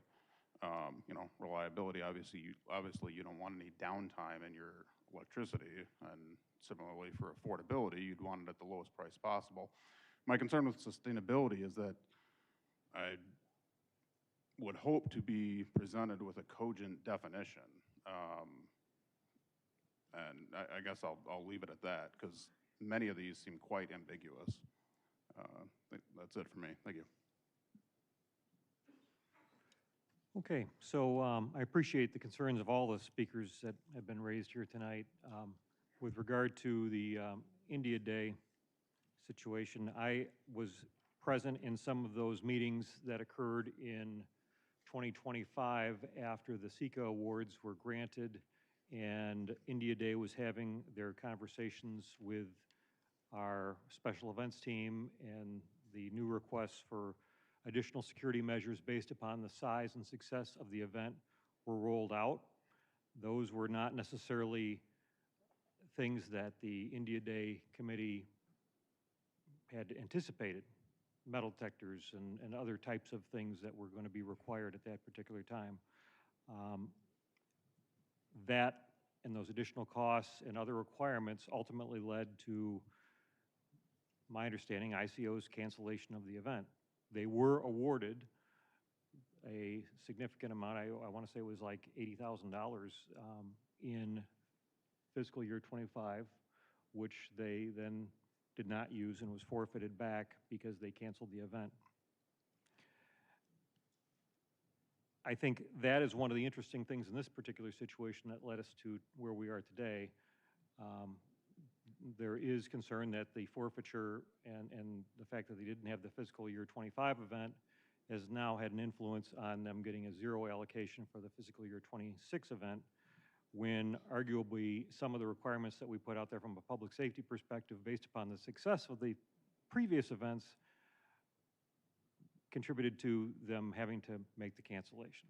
So in a long roundabout way, I do think it's worthy of us looking at opportunities to see if there's something we can do later on, and I'm hoping in new business we will have three hands in the air to at least send that back for a discussion at our later April meeting. With regard to the ordinance, you know, reality is I've looked at the ordinances these other communities around Illinois have passed, and you know, I don't think there's any city ordinance that can stop federal civil immigration enforcement. The Constitution's very clear on this. The supremacy clause, federal law, it's the supreme law of the land, and cities don't get that opportunity to override it. We don't get to redraw it with a local ordinance on this or any other subject. But I do want to be really clear, and that is our police officers, like every police officer in the state of Illinois, they are subject to the Trust Act, which is in place right now. It restricts what our police can do, what they can't do when it pertains to participating in any civil immigration enforcement, and it is very specific. That's not a proposal, it's already in place. And arguably, in some of these ordinance proposals that other cities have put into place, they're asking police officers who are subject to the Illinois Trust Act to insert themselves into potential immigration matters for enforcement that is taking place by federal officials. And I think it really kind of puts them in a really difficult spot beyond what they're already facing every day. You know, in addition, the city manager indicated our professional leadership, they have recently completed the new Illinois Attorney General's office training, and they will continue to go through any training that's available and roll out to our city officials and employees that they believe is important for them to know and understand the law. But to sum it up, I mean, if the goal here is real safety, we owe people real honesty. And we need to be clear what the city can do, what the state law already provides, and what no local ordinance can ever guarantee. Real safety has to be built on truth, clarity, and due process. So I appreciate Councilman Holzhauer's suggestions for other potential communication that we might offer in new business, but I just don't see an ordinance being an effective tool in achieving the goals that the speakers asked for. Seeing no other new business, or I'm sorry, we're not there. No other public forum speakers. Our final item tonight is new business. As a reminder, new business is for items this council is asking staff to bring on a future agenda or for motions to reconsider past city council votes. Councilman McBroom. Thank you, Mayor. So, yeah, as far as India Day goes, not going to repeat everything that everyone said here. I think everybody loves the event and wants it to happen, wants it to continue. And I don't want to shed bad light on the SECA commissioners. You know, in our next meeting this month, we are going to start a workshop that is hopefully a discussion on, you know, maybe tightening up some of the possible ambiguity. You know, whatever the reasons are that SECA had, I mean, everyone knows who Mr. Bansell is. He's been a community leader in the town for years, good friend of former Mayor Pradle. So I don't know about this. Someone was contacted or tried to, people know how to get a hold of Mr. Bansell. So, you know, so did they do everything perfect? I don't know. But I think maybe there might be a little bit of underappreciation of how big this event is and what it means to the city. You know, maybe that's something that comes up in the workshops. Are there things like, you know, our St. Patty's Day Parade, India Day? Are there things that need to get moved to, you know, city obligation? But, you know, we're under the current rules right now, and I would like this event to happen. You know, it's the biggest celebration of Indian culture that I know of, obviously in Naperville, but maybe in the area, celebrating the culture of our largest immigrant community in Naperville. So I think we need to do everything we can to make this event happen this year. You know, when we look at the food and beverage, you know, we are dealing with precedent here, kind of some of the concerns that Councilman Kelly had here. I just think it's a different category. I think it's a different event, and I'm willing to make an exception and risk setting a precedent here. That food and beverage fund has money in it. In fact, the $80,000 went back into that fund from last year. And, you know, I don't want to give the perception that it's just a slush fund that anybody can go back to, but there's money there. And you know, I don't think this needs to be an appeal back to SECA. I think we're city council. We can make this decision if we think it's important, and if we want to, you know, find out exactly what India Day needs and try to get there or work with them on what their event might look like. And I don't think it would be the first time we go into that food and beverage fund. And I think that we used it for Little Friends, for the building. Maybe that was a previous council. Obviously not something that we want to start making a habit of. But anyway, the money's there.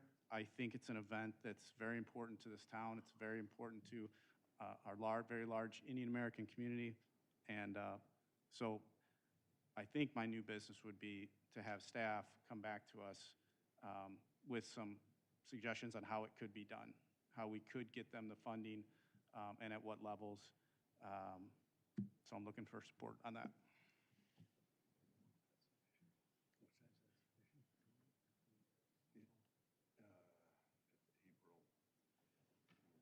Can I just jump in? Yeah, Mr. Krieger. Mayor was just asking me with respect to timing, when is appropriate. Our agenda items for our next meeting are actually due next Monday. We would be able to provide a very, very high level and some options, but we would not be able to do a whole lot of research to put that in. But we would be able to create some options and present to council for the next meeting. Councilman Hozar, related? Yes, Mayor. Thank you, Mayor. I plan to support this. One of the menu of options I would ask that be considered is maybe if this could be like St. Patrick's Day, where the parade aspect is there this year. I used to be in Naperville JC and put on the fling, and the event portion is just a tremendous amount of work. To try to do that between now and summer, I think could be putting stress on everybody that could actually cause the failure of the event again for a second year. So I think from both a financial perspective and just what's actually possible perspective, I think that might be a good option to throw out. Thank you, Mayor. Okay, hands in support of Councilman McBroom's request to direct staff to bring back options on potential funding mechanisms for ICO. I see 9 hands in the air. Any other new business? Councilman Wilson. Thank you, Mayor. Unless anybody else wanted to bring it up with Mr. Hoover, who spoke last with regard to the e-bike ordinance, did want to, I appreciated his concerns with that he brought up and how he's willing to talk about other I guess, people not writing correctly, but would like to look at the possibility of changing our ordinance to allow minors that are 12 and above, I guess you could say, to be riding e-bikes of a certain category with an adult. So I'd be looking for hands on that as far as changing the wording or bringing that back. Would that make sense, Mr. DeSanto? Mr. DeSanto? You know, I think the specificity is important, and is it with an adult or with a legal guardian? I think that's a significant difference. You know, you could have a 12-year-old who's got an 18-year-old with them. That might be considered an adult, and I'm not sure if that's what council wants or if you want it really under the supervision of a legal guardian. But if you can give me that type of direction, we'll know what to bring back for council. Fair enough. I would think with a legal guardian would be my preference. I know, sorry. If anyone else has an opinion. I do. Councilman Hozar, did you have a follow-up? Yeah, thank you, Mayor. I hear where you're coming from, Councilman Wilson. A thought I would have would be if there's a parent or a legal guardian in the group, I don't, you know, if it's 2 friends, I don't think our intent is to stop one friend from being there. But I also understand we don't want like the 18-year-old, you know, kid watching their brother or sister. So maybe if, you know, if that's helpful, that's just my input on that. So perhaps we could limit the scope to A and I don't know how technical we're going to want to get. Counselor? Just to be frank, we're talking about a law that has to be enforced, so the technicalities are important to us, you know. But what I'm hearing is that council is directing staff to bring back an ordinance for consideration that provides an exception for Class 1 and Class 2 e-bikes for persons above the age of 12 or older, up to the age of, I guess, 15, because 16 is already legal, to be able to ride in the presence of a legal guardian of one of the people in the group. Does that sound like what you're directing? Yeah, that would work, Mr. DeSanto. Councilwoman Gibson, did you have a follow-up? I think so. I'm just trying to, thank you, Mayor. I'm trying to remember from the previous meeting that Chief Aries said the age was put in there based on state law. So I guess my concern with this would be whether we are trying to do something that would be less stringent than state law. Counselor? I'd have to look at that to be sure. Again, we did put it at 16, I know in part because of the roadway and the operation of the high-powered vehicles. Yeah, we couldn't trump state law on that, so I'm not certain. It looks like the deputy chief may have some information. Sure. So as a follow-up, my concern with the hands on the air is just, I guess, process, whether we're asking staff to bring back information or bring back the change into the ordinance, the next one. So my preference would be information to clear that out. I guess if Mr. DeSanto takes a look, sees that it's not violating state law. Yep. Deputy Chief Zabrozik's over there, so we're going to, I am not an e-bike expert. I do believe the e-bike ordinance was 16, like Mr. DeSanto said, due to the rules of the road knowledge of the riders. I think the 16, that is the law, is related to the e-scooters. Councilwoman Gibson. So that's a helpful point. Do we want to make this change for scooters and bikes? Councilman Wilson? Yeah, let's do it. Now we're getting a hand wave. I'm sorry. Deputy Chief Zabrozik? I believe that it's illegal for, I'd have to verify again, but I believe it's illegal to ride e-scooters under the age of 16 by the law. Okay. Could I offer a suggestion, Councilman? And that would be to direct the professional staff to bring back an ordinance that would potentially, or ordinance modifications that would potentially offer the ability for people 12 and over to ride with a adult or a parent or guardian, as long as it's compliant with the state law, and it's only for class 1 or 2. That would work. Can you fit that in, Mr. DeSanto? We'll do our best. Okay. Now you're looking for hands in the air of support for that request. Okay, so it looks like 9 hands in the air are supportive of the request. Councilman Holzar. Thank you, Mayor. I'm looking at Mr. Krieger and Mr. DeSanto. I think several council members, including me, telegraphed earlier some of the things we might be looking for with regard to immigration. As far as a timeline, what would be a good meeting for staff to come back to us? Would that be like one of the May meetings, perhaps? Don't want to rush, rather have quality than speed. Mr. Krieger. You know, with this one, because there are a lot of little nuances, would prefer to have it be a May meeting as opposed to our next meeting. Okay. Thank you. That's helpful. Just to give folks in the crowd an idea of what would be out there. And then just in terms of public communication, we would publish an agenda before that meeting on Wednesday, and the staff report would be fully visible to all members of the public, correct? Yes, sir. Okay, so I'm very open to feedback from folks on the dais. I actually wasn't necessarily planning on being the one that brought this up, but it kind of played out that way, I guess. So my request would be that staff do 2 things. First, come to us with information, and in the same meeting, also come to us with a menu of potential options with regard to this issue. So information we'd be looking for, one would be a clear summary of the legal landscape and Naperville's history. So things that come to mind would be the creation of general order, the general order within the police department about this, Mayor Cherico's mayoral proclamation with regard to this, the 2017 discussion of the issue, all of that, if that can sort of be briefed to council. As far as a menu of options, I would like to see a legal breakdown of the ordinance language that was proposed by the residents. So, you know, if there's things that staff says, yeah, we have no problem with this, or things that they say, yeah, we do think the city, to Councilman Kelly's point, would have no way of defending this in court or something like that, that'd be helpful to know. Other things on the menu of options would be ways to better educate the public, use social media, publish things we're already doing.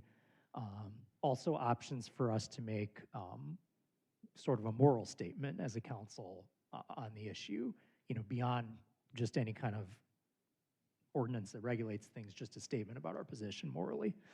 And I don't know if there's anything else. I see Councilwoman Jane potentially might have other things she would want, but those are just some of the things that I have, Mayor. Thank you. Councilwoman Jane, additional?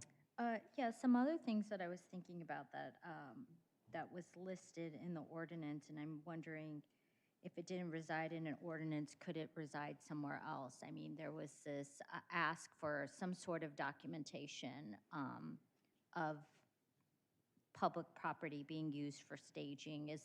Is that something we could document and share? And if so, what might that look like? Other possibilities is how might we partner with the community to provide trainings or empower influencers to become trainers. I mean, just there just seems like there could be a lot of things. I'm not sure what would be within our scope of work, but certainly many of the things that Councilman Holzhauer talked about, but really what are ways we can strengthen our messaging and our clarity to reassure and find ways to build trust. And it's a broad way to ask, but I would love to hear from staff what thoughts they might have that might help us achieve this objective.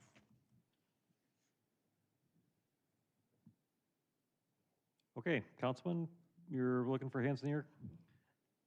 Yes, Mayor, thank you. And with the addition of Councilwoman Jane's points, especially with regard to training, that was actually on my list, and I just skipped over it. Councilman McBroom, question? Sure, just for Mr. Krieger, are you clear on what is being asked of the staff? I just want to. Mr. Krieger? Let me give you a summary of what I'm hearing.